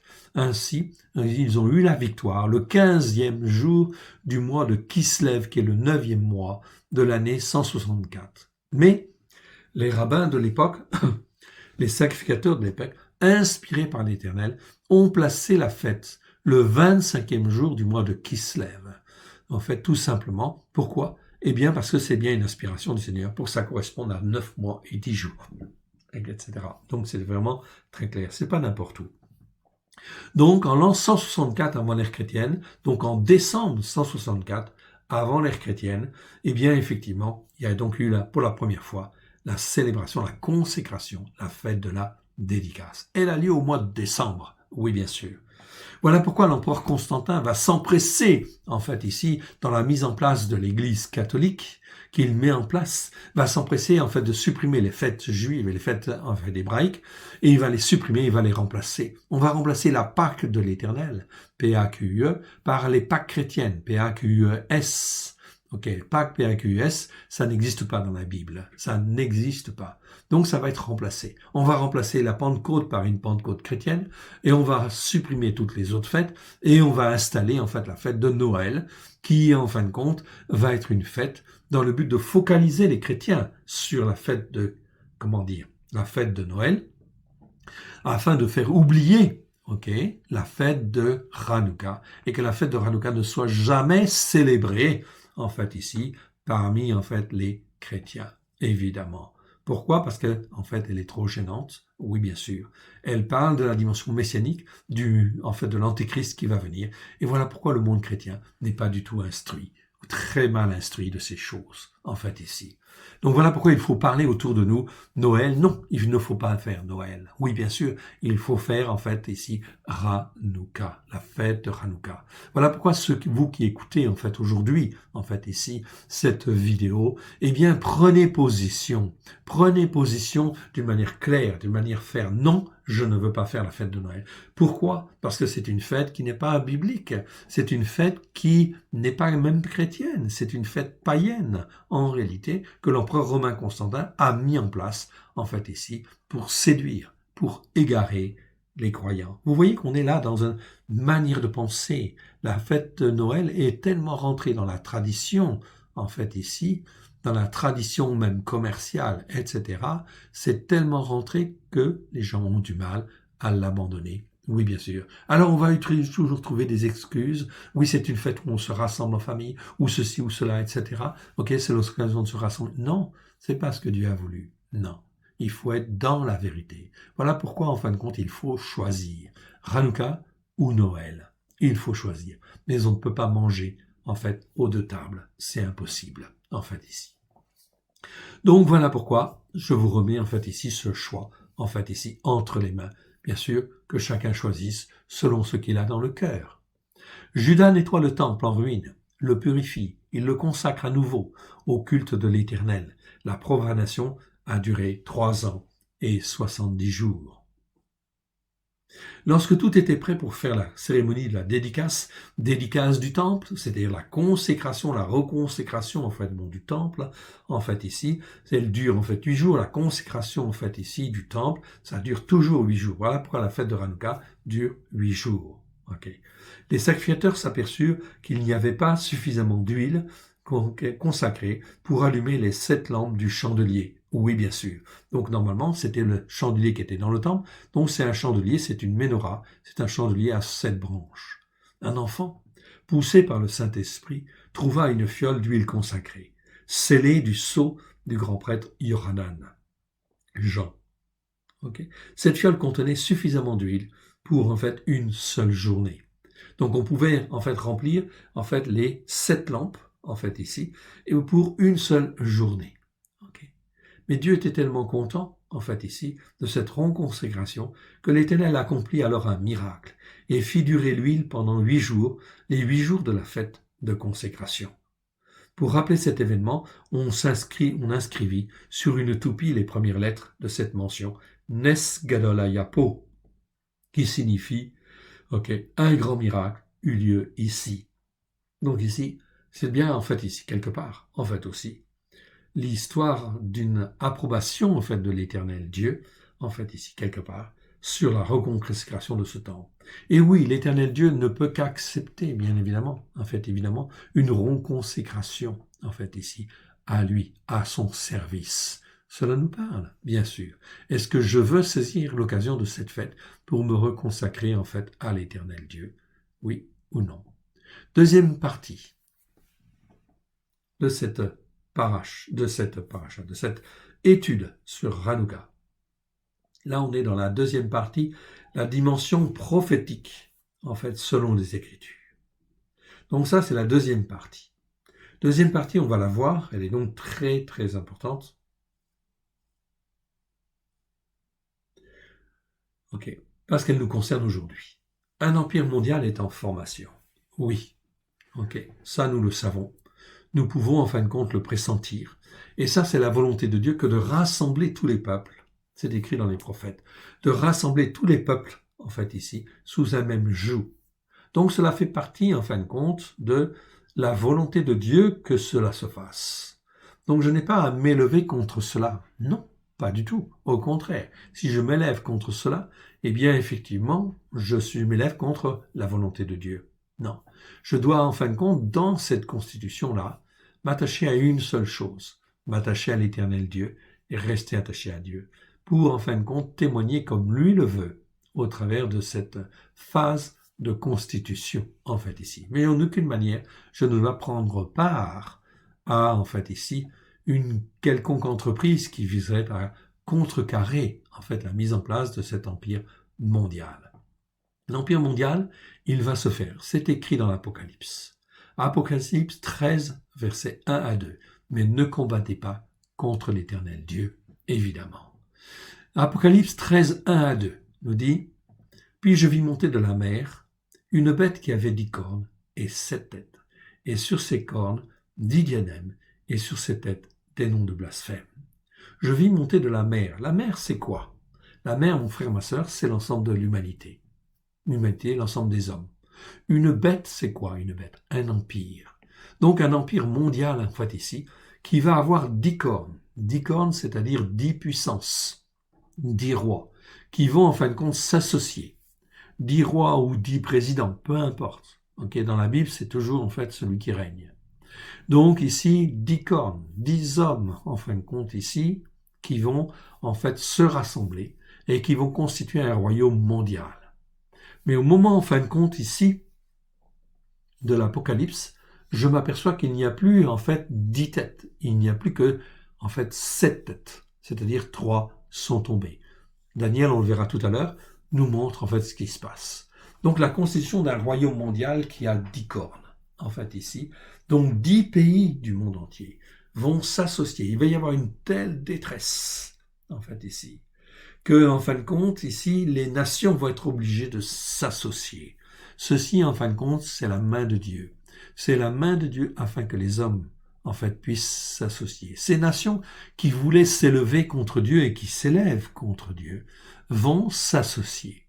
S'associer pour dominer le monde. Oui, bien sûr. Donc, nous n'avons pas à avoir part. Nous sommes dans le monde, mais nous ne sommes pas de ce monde, en fait, ici.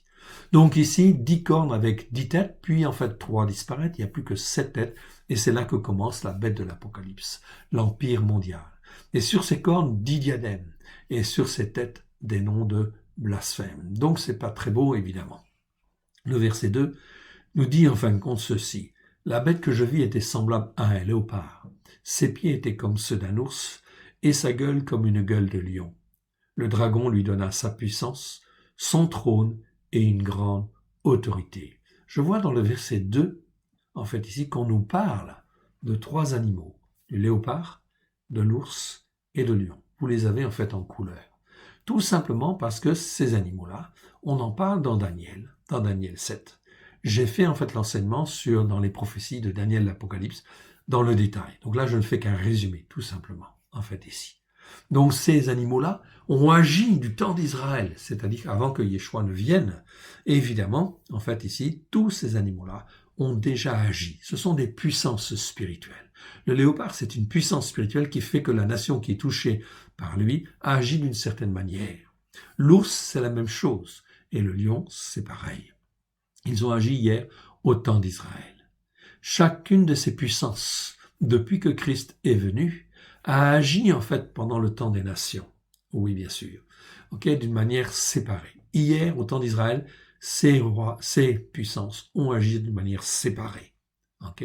Et en fait, au temps en fait, des nations, c'est-à-dire depuis 2000 ans, eh bien, ces animaux-là ont agi effectivement d'une manière séparée. Mais à la fin des temps, en fait, ici, dans ce qui va venir, ils vont agir, mais ensemble, en fait, ici. C'est ce que l'on voit, en fait, là. La puissance du léopard, elle est là. La puissance de l'ours, elle est là. La puissance du lion, elle est là, sur cette bête, c'est-à-dire sur cet empire mondial.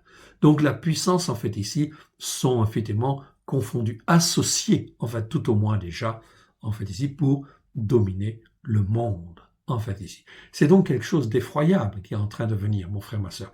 Voilà pourquoi. Il n'y a qu'une seule solution. Est-ce que tu peux combattre contre cela, empêcher que cela arrive? Non. Tu peux prier, jeûner comme tu veux, ça arrivera. Pourquoi? Parce que ça fait partie des jugements de Dieu. Donc tu ne peux pas combattre contre cela. La seule chose que tu as à faire, c'est à t'attacher à Dieu, te repentir, te consacrer à l'Éternel Dieu, de tout ton cœur, de toute ton âme, de tout ton esprit, afin d'être attaché à lui et que lui puisse te garder dans les temps, en fait, qui viennent. Et que tu puisses marcher par la foi, bien évidemment. Cette bête, elle va dominer le monde entier. Comme vous voyez ici apparaître, vous voyez une carte du monde. Cette carte, c'est une carte des religions, en fait, ici. Et elle est curieuse, mais j'aime bien cette carte parce qu'elle nous parle bien, en fait, quelque part. Je vois quoi? Eh bien, je vois, en rouge, en fait, ici, c'est en fait l'Union soviétique. en fait ici. En rouge, l'ours. C'est l'ours. Effectivement, en fait ici, on a donc bien ici une puissance dominante, c'est l'ours. Tout ce qui est en bleu, bleu ou violet en fait ici, ok, et bleu en fait ici, c'est en fait ici toutes les puissances qui vont être en fait ici sous la puissance du léopard. Ok. Et la puissance du léopard, c'est quoi? Eh bien, c'est en fait la puissance du fascisme en fait ici. On le verra tout à l'heure. Ok, tout simplement, très clairement, en fait ici. Donc toutes les puissances occidentales, eh bien, vont sortir, en fait, ce sont des démocraties la plupart du temps, mais ça va sortir en fin de compte de la démocratie pour aller en fin de compte vers en fait des États fascisants, en fait ici, des États d'extrême droite, où en fin de compte on va se protéger, on va en fin de compte ici, en fait ici, s'élever contre en fait ici tous les maux qui existent sur la Terre, d'une part, et en fait ici contre toutes les crises et les tensions qui vont exister. Okay, donc toutes les sociétés occidentales vont être sous la domination du léopard. Les pieds étaient comme ceux d'un ours et sa gueule comme une gueule de lion. Et le lion, en fait, ici, c'est le vert. Vert clair, c'est la puissance de l'islam, en fait, ici. Les autres, en fait, ici, nations, sont sous différentes, en fait, dominations, en fait, ici, mais, en fait, avec plus ou moins d'influence de ces trois ours, en fait, ici, de ces trois animaux-là, en fait, ici. Donc, quelque part, c'est très important. L'islam, c'est en vert, en fait, ici. En fait, ici. Donc, c'est très important de bien comprendre ça. Ces trois animaux ici, c'est la puissance, c'est des puissances qui vont s'associer pour créer en fait un royaume mondial qui va dominer sur le monde entier. Et cela a un rapport avec les religions, en fait, ici. On le voit bien, en fin de compte, le bleu, bleu foncé, etc., ou violet, enfin bleu, violet, violet foncé. Eh bien, effectivement, c'est les régions, en fin de compte, qui sont sous l'influence, quelque part, gréco-romaine, c'est-à-dire ce qui vient de Rome, quelque part. Ce qui est en fait rouge, c'est le monde en fait orthodoxe, en fait ici, quelque part. En fait ici, je ne veux pas dire que toute la Russie est orthodoxe, mais en fait l'orthodoxe, ils se sont séparés, mais ça vient de Rome, quelque part, en fait aussi, quelque part au départ. Et en fait, Rome, en fait ici, la chrétienté occidentale se sépare de la chrétienté orientale, qui a créé les orthodoxes, en fait ici, vers le Moyen-Âge, en fait ici, vers l'année 1100, si ma mémoire est bonne. Et l'islam est une religion qui vient en fait après, en fait vers le 7e siècle, évidemment. Donc on a là trois, en fait ici, principales religions, en fait ici, qui dominent le monde, en fait ici, quelque part. Et Dieu va juger ces choses-là. Est-ce que, en fait, on a été idolâtre? Est-ce qu'on a écouté et mis en pratique la Torah pour en fait, écouter la Torah, pour la mettre en pratique avec grâce et vérité? Ça, c'est Dieu qui juge. Est-ce que nous sommes capables de juger? Nous sommes capables d'avoir déjà, en fait, apprécier un peu ces choses-là, bien sûr, apprécier, mais on ne peut pas juger ces choses-là. C'est Dieu qui juge. Et voilà ce que Dieu va juger. En fait, tout simplement. Voilà pourquoi, en fin de compte, les hommes et les femmes n'ayant pas voulu, en fait, ici, n'ayant pas voulu de la Torah, eh bien, Dieu va donner un roi qui va être un sans Torah. C'est l'Antichrist. Oui, bien sûr. Qui va dominer le monde. Voyons déjà, un petit peu en détail, ces puissances. Ces puissances spirituelles, oui, hier, ont agi au temps d'Israël. Ont-elles agi en fait au temps des nations, c'est-à-dire depuis que Christ Yeshua est venu jusqu'à maintenant, c'est ce qu'on appelle le temps des nations. Le temps des nations n'est pas terminé, mais il est en train de se terminer. Qu'en est-il de cette puissance du lion qui hier en fait a agi en fin de compte sur Babylone? La puissance spirituelle représentée par le lion qui a agi hier sur Babylone, on le voit dans Daniel 7, 4, a été transférée à l'Empire ottoman. L'Empire ottoman qui a dominé pendant 4 siècles sur les nations du Moyen-Orient, pendant en fait le temps des nations. Vous avez ici une représentation de l'Empire ottoman, en fait tel qu'il a dominé en fait ici. L'Empire ottoman donc a dominé pendant un certain temps en fait ici, bien évidemment. Donc il a dominé sur l'Occident, il a dominé en fait une partie de l'Occident, en fait ici, et en fait ici surtout sur le Moyen-Orient. Donc ça c'était la puissance en fait ici du lion. Je vous renvoie à l'enseignement sur les prophéties de Daniel l'Apocalypse, en fait ici où nous avons plus détaillé en fait cela. Cet empire ou cette bête a été momentanément réduit à l'impuissance en 1917. 1917, c'est tout à fait conforme en fait aussi à ce qui avait été annoncé par un prophète, un rabbin en fait juif qui s'appelle Yehuda ben Samuel, qui a vécu au Moyen-Âge. C'est un des pères du Hassidim, c'est-à-dire une des branches les plus, sévères de l'orthodoxie, des orthodoxes, des orthodoxes juifs, donc des Hassidim. Né à Spire en 1140, il est mort en fait le 22 février 1217 à Regensburg, en Allemagne. Il l'avait prophétisé. Il avait prophétisé 2 ans avant sa mort.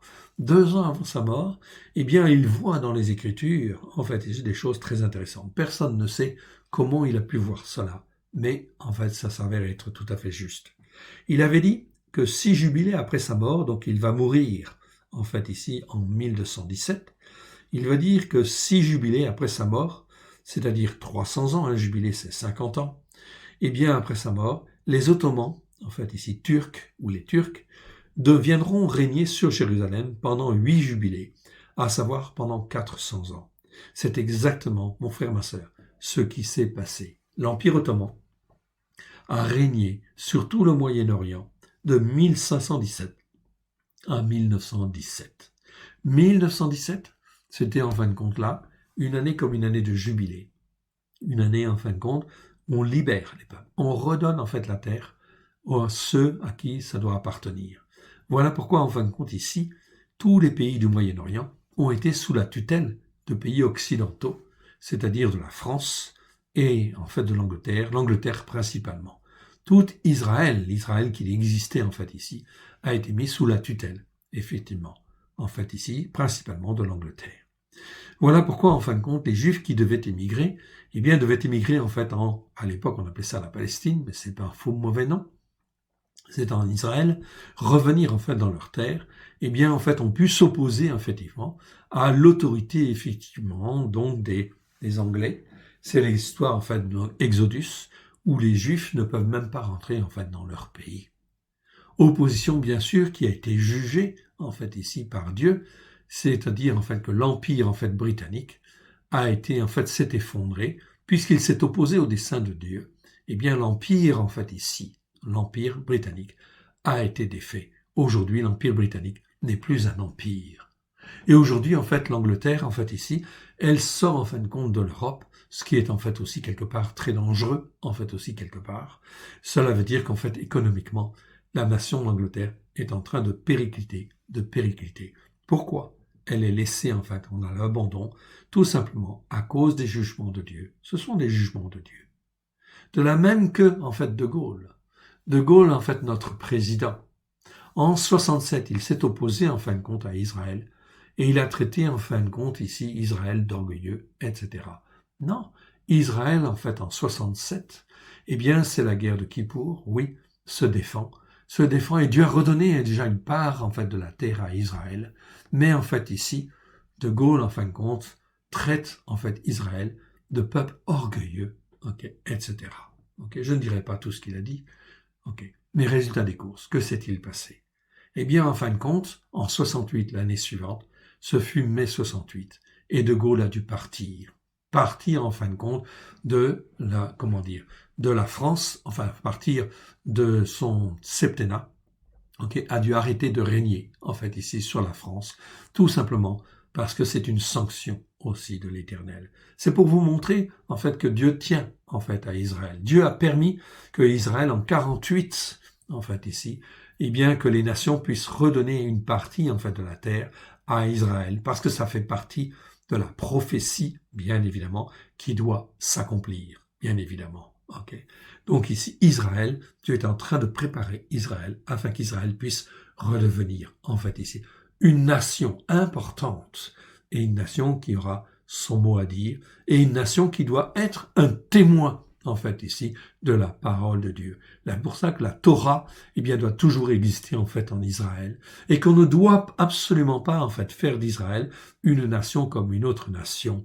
Voilà pourquoi le Shabbat doit être gardé, en fait, ici, dans cette terre, et que ce qu'a fait Netanyahou, en fait, ici, quelque part, en incluant, en fait, le Shabbat dans les lois, en fait, ici, c'est une excellente chose devant l'Éternel.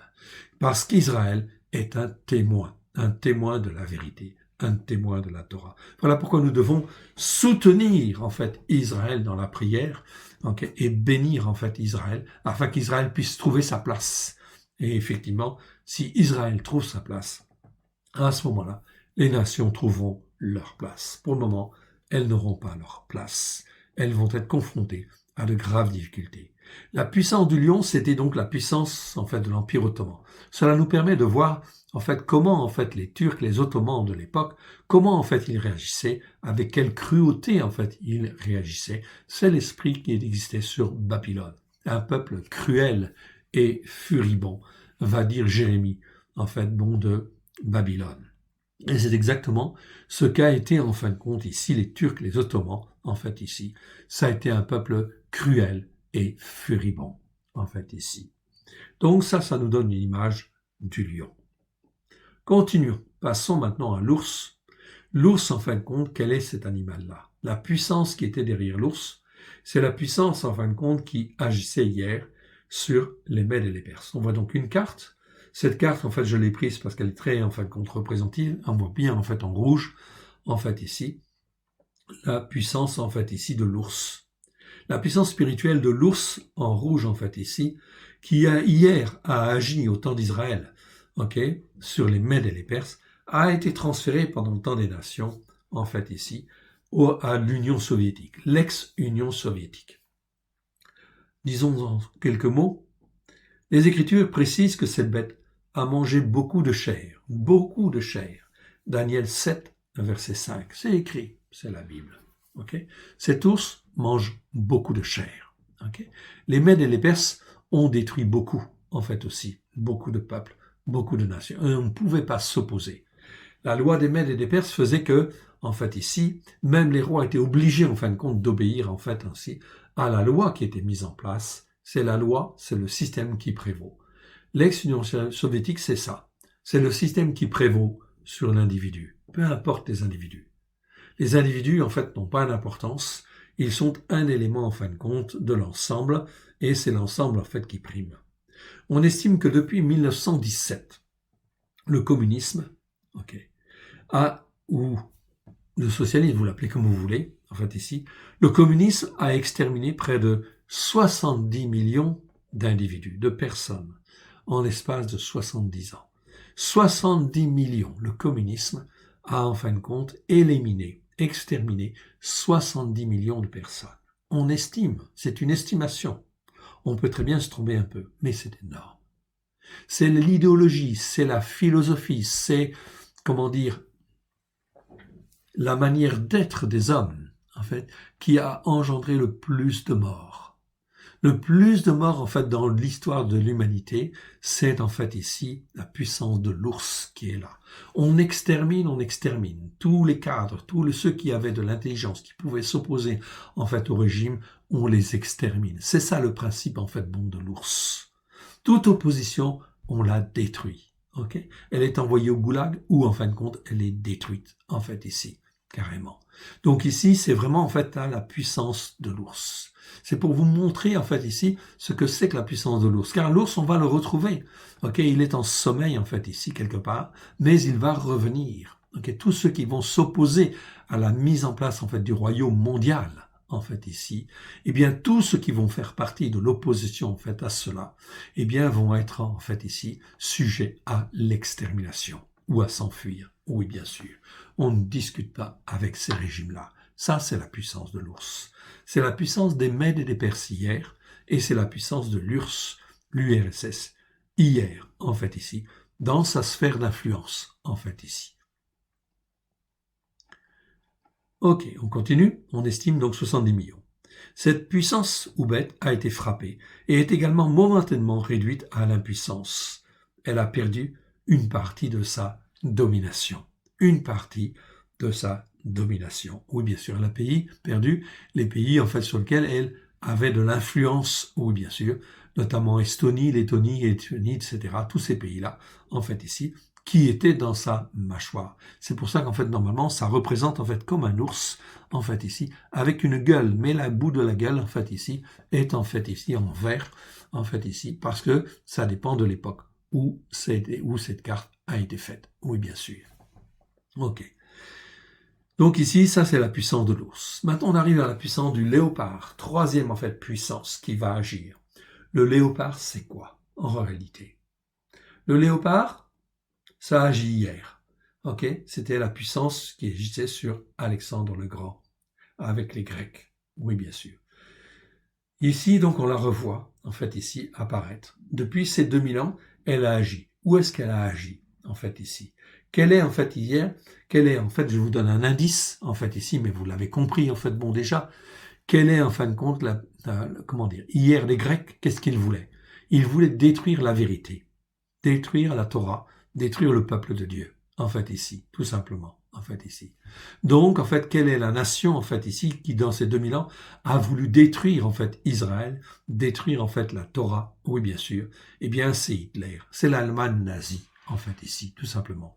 La puissance spirituelle représentée par le léopard, qui hier a agi avec les Grecs, Daniel 7, 2, et qui voulait détruire la Torah avec Antiochus Épiphane 4, a été transféré à l'Allemagne nazie avec Hitler dans le temps des nations, oui bien sûr. Ceci c'est pour nous montrer, en fait ici, en fait toute la puissance qui existait. Donc Dieu montre tout, il explique tout, etc. Voilà ce qui a existé, voilà ce qui existera, en fait ici. La puissance, en fait ici, qui était derrière l'Allemagne nazie, c'était le léopard. Et c'est quoi, en fait ici, cette puissance? C'est une puissance fascisante. Le verset rajoute que la domination lui a été donnée. Effectivement, nous pouvons constater que l'Allemagne est encore aujourd'hui une puissance dominante en Europe. Oui, bien sûr, elle est une puissance dominante, okay. Mais en fait, quand on dit elle est une puissance dominante, c'est aussi pour dire que le fascisme est une puissance dominante, en fait ici, et qui va gagner en fait ici toutes les nations européennes, en fait ici, ou occidentales, d'une manière générale. Mais ce n'est rien par rapport à la domination qu'elle va retrouver bientôt lors du règne de l'Antichrist, oui bien sûr. Les événements récents de l'actualité nous montrent que le léopard est bien l'expression d'un nationalisme qui s'en va en s'exacerbant. Dans différentes nations européennes, vous le voyez, c'est la puissance du léopard qui est en train de monter. Autrement dit, c'est la puissance du fascisme, en fait du nationalisme qui est en train de monter. Cela va exister dans toutes les nations dites occidentales. En fait ici, tous ceux qui sont sous en fait ici la domination en fait gréco-romaine, ok, ici clairement de Rome en fait aussi quelque part. Ça fait partie du jugement de Dieu. Est-ce que vous avez voulu écouter? Est-ce qu'on a voulu écouter et mettre en pratique la Torah? Non. Alors, en fait ici, Dieu juge ces choses-là. Et c'est un jugement, quelque part, oui. Le nationalisme qui s'en va en s'exacerbant dans toutes les nations et qui va toucher toutes les sociétés occidentales. Pas une société occidentale ne sera pas touchée par cela. Toutes les sociétés fondées sur la culture gréco-romaine issue de Rome. Vous pouvez faire le parallèle. Il y a une association ici qui est, en fait, ici, évidente, oui, bien sûr, et qui va dans le bon sens spirituel. Alors, ce quatrième royaume, on le rappelle. On avait vu ce verset tout à l'heure. On le rappelle, en fait, ici. Apocalypse 13, versets 1 à 2.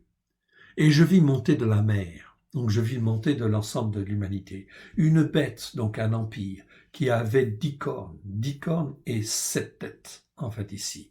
Non pas 10 têtes, mais 7 têtes. 3 sont parties. Au moment de l'Apocalypse, c'est donc, en fait, ici, pas le début. Mais nous allons voir, en fait, ici, cette constitution de ce royaume avec 10 cornes. 10 cornes, 10 pays et 10 rois, oui, bien sûr, qui vont s'associer. Et sur ces cornes, 10 diadèmes. Et sur ces têtes, des noms de blasphème. Alors, quand ce royaume mondial sera assemblé, eh bien, en fait, la bête que je vis était semblable à un léopard. C'est-à-dire qu'il y aura, en fait, le fascisme dans toutes les sociétés où ça doit être installé. Okay. Donc, c'est pas encore le cas, en fait, ici. Mais les événements et les circonstances vont faire que ça va aller dans ce sens-là, en fait, ici, inévitablement, en fait ici, dans toutes les nations occidentales. Donc nous serons, en fait ici, puisque nous sommes, nous Français, nous serons sous la puissance du léopard quelque part. Ses pieds étaient comme ceux d'un ours. L'ours, en fait ici, c'est la puissance, en fait ici, bien sûr, l'Union soviétique. C'est le système qui prévaut, en fait ici, sur, en fait ici, l'individu. Donc on a l'influence, en fait, de ces trois animaux partout dans le monde, en fait aussi. Et ça gueule comme une gueule de lion. Le lion, en fin de compte, ici, c'est ce qui est, en fait, ressurgi, en fait, de l'Empire ottoman. C'est l'islam, quelque part, en fait, ici. C'est la puissance de l'islam. Le dragon lui donna sa puissance, son trône et une grande autorité. Mon frère, ma sœur, la France, doit être, en fait, ici, dans le plan, en fait, ici, sous la domination du léopard. Donc, la puissance, en fait, ici, fascisante, en fait, nationaliste, quelque part. Le lion, c'est l'islam. Et en France, eh bien, il y a beaucoup, en fin de compte, de gens qui sont venus originaires, en fin de compte, de l'islam. C'est pour ça que l'islam en France, c'est quelque chose de très dangereux, parce que ça va s'opposer, bien sûr, à l'influence du léopard. Et en fin de compte, la France est un pays limitrophe de l'influence de ces, de ces influences spirituelles du léopard et du lion. Donc, généralement, quand en fait ce sont des zones comme cela, qui sont frontalières, cela entraîne en fin de compte des conflits énormes. Donc en France, il va y avoir beaucoup de conflits, en fait, et de difficultés entre la puissance du léopard et la puissance du lion, c'est-à-dire entre les gens qui ont l'esprit, en fait, nationaliste, et en fin de compte, même l'islam. Donc en fait, ici, le terrorisme, oui, bien sûr. Malheureusement, ce sont des choses qui vont arriver. Qui vont arriver, tout cela en fin de compte parce que cela contribue à la mise en place de ce royaume mondial, en fait ici. C'est donc très important de bien comprendre ces choses-là, car nous n'avons pas à prendre part dans ces choses-là. Nous faisons partie du royaume de Dieu, du royaume de Christ, en fait ici. Et en fait, au travers de ces royaumes qui vont exister, eh bien Dieu constitue son royaume au travers de Christ Yeshua, à la gloire de son saint nom. Royaume, en fin de quelque part invisible, mais en fin de compte, qui est inscrit dans le cœur des gens, en fait, ici. Voilà pourquoi c'est extrêmement important de s'attacher à Dieu, d'écouter Dieu et de mettre en pratique sa Torah. Tout tourne autour de la Torah, en réalité. On le voit bien.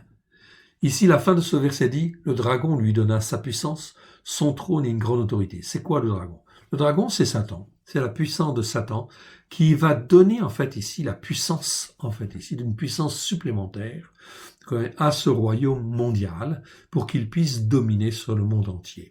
Donc, avant que cela n'arrive, et avant le règne de l'Antéchrist, en fait, ici, car l'Antéchrist, vous allez le voir arriver. Oui, bien sûr, nous allons le voir.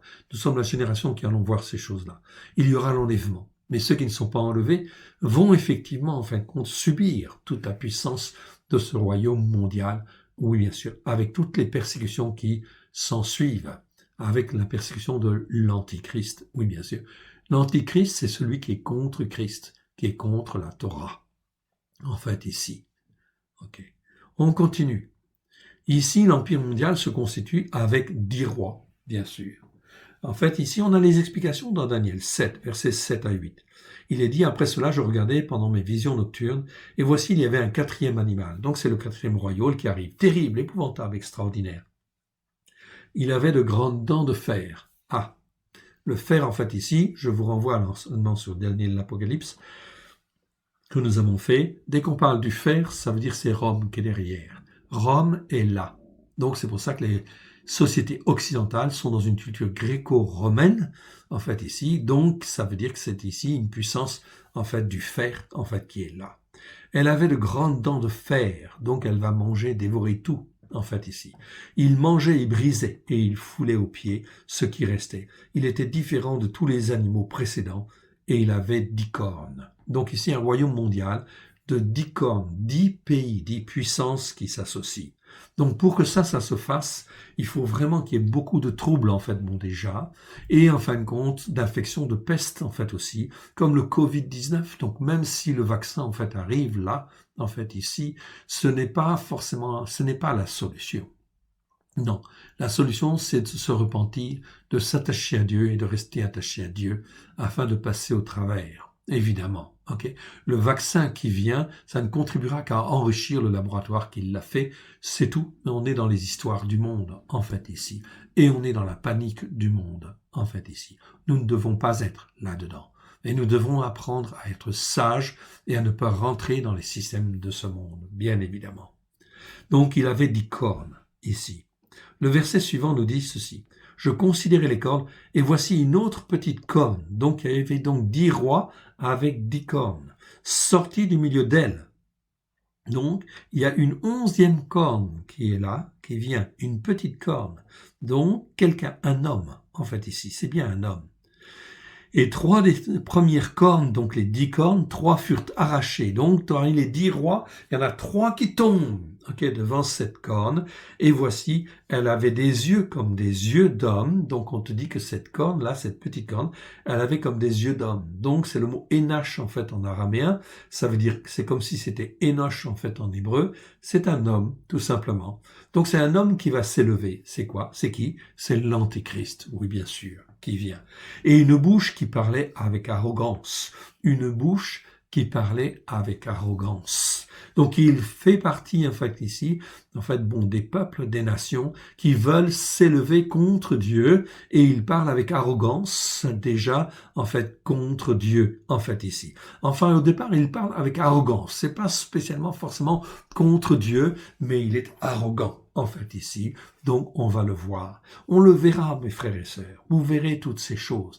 L'enlèvement n'a jamais lieu avant. Parce qu'il faut que cette corne-là, en fait, cette petite corne, paraisse, nous dit Thessaloniciens. Je vous renvoie à l'enseignement sur la Daniel et l'Apocalypse. Daniel 7, versets 23 à 27. Si tu n'as pas compris déjà, eh bien écoute, en fait, ici ce que nous dit Daniel. Daniel, versets 23 à 27. Il me parla ainsi. Le 4e animal, c'est un 4e royaume. Donc là, on te dit clairement, c'est un royaume, un empire, qui existera sur la terre, différent de tous les royaumes, et qui dévorera toute la terre. Donc on voit bien qu'il va dominer sur toute la terre. C'est pas un royaume. Donc il n'y aura pas la Chine, un endroit, l'URSS, les États-Unis, non. C'est un royaume qui va dominer, en fait, sur le monde entier. Donc pour que les États-Unis s'associent avec l'URSS, s'associent, en fait, aussi avec la Chine, l'Inde, etc., les pays arabes, etc., il faut vraiment qu'il se passe des choses terribles, en fait, avant, bien évidemment, pour qu'ils soient obligés de s'associer pour combattre contre le mal, contre tout ce qui les attaque, les maladies, en fait, ici, le terrorisme, etc. Toutes ces choses-là, en fait, ici, la famine, en fait, ici, qui va venir, toutes ces choses-là vont venir. Ok. Et en fin de compte, cette domination sera faite pour la fouler et la briser. La fouler et l'assujettir. Okay, donc on voit bien que ce royaume mondial, c'est donc quelque chose de terrible. Ça va aller dans ce sens. Est-ce que je peux prier pour aller contre ça? Non. Okay. La seule chose que j'ai à faire, c'est prier pour m'attacher à Dieu et rester attaché à Dieu. Verset 24, on te dit, les 10 cornes, ce sont quoi? Ce sont 10 rois qui s'élèveront de ce royaume. Okay. Un autre s'élèvera après eux. Donc une 11e corne, un 11e roi. Il sera différent des premiers et il abaissera 3 rois. Donc lui, par intrigue, etc., il va abaisser 3 rois. 3 rois vont tomber. 3 rois majeurs, en fait, ici, qui, en fait, ici, vont gouverner, en fait, ici. Parmi les 10, il y en a 3 qui sont forts, qui sont puissants, particulièrement puissants. Certainement, en fin de compte, les États-Unis, oui. Certainement l'URSS, oui, bien sûr. Et un 3e. Et ce 3e, ça ne peut être que celui qui règne sur Israël quelque part. En fait, ici, probablement, très certainement, en fait, ici. On verra. L'Écriture, l'avenir nous le dira. Il prononcera des paroles contre le Très-Haut. Donc celui qui va s'élever, qui va devenir en fait roi, on va voir qu'il va changer en fait ici d'attitude quelque part. Il est en fait arrogant toujours, mais il va prononcer des paroles contre le Très-Haut. Il opprimera les saints du Très-Haut et il espérera changer les temps et la Torah. Voyez? Donc tout ce que je vous dis en fait ici, c'est en fait on est bien en fin de compte ici par rapport à la Torah. On est dans une dimension prophétique en fait ici. Tu es pour la Torah ou contre la Torah. Tu l'écoutes et tu la mets en pratique, c'est bien. Tu la mets pas en pratique, c'est ton choix. Ok? Comme tu veux. Tu fais comme tu veux. Et les saints seront livrés entre ses mains pendant un temps, des temps et la moitié d'un temps. Un temps, c'est 1 an. Des temps, c'est 2 ans. Et la moitié d'un temps, c'est 3 ans et demi. L'Antéchrist va régner pendant 7 ans. Pendant les 3 premières années et demie de son règne, il va remettre de l'ordre partout. Partout. Partout, tellement il y a du désordre partout. Et assujettir, ok, fouler la terre, briser la terre, ok, il dévorera toute la terre, ok. Donc il va dominer pendant 3 ans et demi. Mais pendant les 3 ans et demi qui restent, la deuxième partie de son règne, c'est ce qu'on appelle la période de la grande tribulation, ok, ou le grand Kippour chez les Juifs, c'est la période de la persécution à outrance. Comme, en fait, ici, l'Antichrist, il va être comme Antiochus Épiphane. Il va interdire la Torah, en fait, mais il va pourchasser non seulement les Juifs, mais aussi tous les chrétiens qui sont restés sur la terre, ok, afin de supprimer tout témoignage de la vérité notamment aussi au travers de Christ Yeshua. Tous ceux qui, en fait, font partie des églises, qui, en fin de compte, n'écoutent pas pour mettre en pratique la Torah et les pratiques, la Torah avec grâce et vérité, tous ceux-là qui n'ont pas été enlevés, en fait, ici quelque part, eh bien, vont, en fait, pouvoir être sauvés au travers du feu, au travers de la fournaise, pendant un temps, des temps et la moitié d'un temps, c'est-à-dire, très précisément, 3 ans et demi. Alors, mon frère, ma sœur, si tu veux pas faire partie de cette période-là, attache-toi à l'Éternel, reconsacre ton temple à l'occasion de cette fête, c'est une occasion, afin de te consacrer à l'Éternel Dieu et de ne considérer que la Torah comme étant la vérité, à la gloire de l'Éternel, au travers de Christ, Yeshua, avec grâce et vérité. Bien évidemment, c'est donc là extrêmement important et fondamental. Verset 26, écoute la suite. Puis viendra le jugement, et on lui donnera sa domination. Okay. Puis viendra le jugement, on lui ôtera sa domination. Donc, en fait, la domination ne va durer, qu'il ne va durer que 7 ans. L'Antéchrist ne va régner que 7 ans. 7 ans, point à la ligne. Il fait suffisamment de mal pour ne pas régner plus longtemps. On lui ôtera sa domination. C'est écrit. Qui sera détruite et anéantie pour jamais. En fait, ici. C'est clair. L'écriture est très claire. Ok. Verset 27. Le règne, la domination et la grandeur de tous les royaumes qui sont sous les cieux lui seront donnés au peuple des saints du Très-Haut. Donc après ce règne-là, eh bien effectivement le règne, la domination et la grandeur de tous les royaumes qui sont sous les cieux seront donnés au peuple des saints du Très-Haut. Son règne est un règne éternel et tous les dominateurs le serviront et lui obéiront. Bon, là, on est en train de parler de quoi? Du règne de Christ. Après le règne de l'Antéchrist, c'est le règne de Christ sur la terre pendant 1000 ans. Et tous ceux qui appartiennent à Christ, tous ceux qui ont été enlevés, reviennent avec lui sur la terre pour régner pendant 1000 ans sur la terre. Okay? Et Satan est lié pendant 1000 ans. Ça, c'est le règne, en fait, ici, que Dieu nous donne, en fait, ici. Une espérance glorieuse. C'est la victoire, en réalité, ici, sur le plan prophétique, la victoire de la lumière sur les ténèbres, au temps de la fin du temps des nations. Oui, bien sûr, car ce n'est pas la fin des temps, en fait, ici, c'est la fin, en fin de compte, du temps des nations. Ok, il y a eu le temps d'Israël, le temps des nations, qui se termine par 7 ans avec l'Antéchrist, mais c'est 7 ans aussi pendant lesquels Israël est réveillé, bien évidemment, face à cette confrontation énorme. Dieu va choisir 144 000, 12 000 de Juda, 12 000 de Siméon, 12 000 de Ruben, 12 000, etc., qui vont être des témoins. Ce sont des juifs messianiques qui, en fin de compte, ont vraiment compris et qui vont avoir le feu, en fait, dans leur cœur pour témoigner face à l'Antéchrist. Ça, c'est Israël. Israël qui est le témoin de Dieu dans, en fait, ici, toute l'opposition, bien évidemment. C'est Israël qui conclut la prophétie. Oui, bien sûr, tel qu'il est écrit dans Daniel 7. Oui, bien sûr, évidemment. Revenons maintenant à la Brit Hadasha, 2 Thessaloniciens. En fait, ici, 2 Thessaloniciens, Taslonikim, en fait, ici, 2:8, nous dit très clairement, « Et alors paraîtra le sang Torah que le Seigneur Yeshua détruira par le souffle de sa bouche et qu'il écrasera par l'éclat de son avènement. » On est bien, en fin de compte, là, dans une prophétie réelle, en fait, ici, et une réalisation prophétique qui doit rentrer dans ta tête, descendre dans ton cœur, et en fait, ici, s'y ancrer, en fait, ici, avec grâce et vérité, avec force et puissance. Le Seigneur Yeshua détruira ce sang Torah.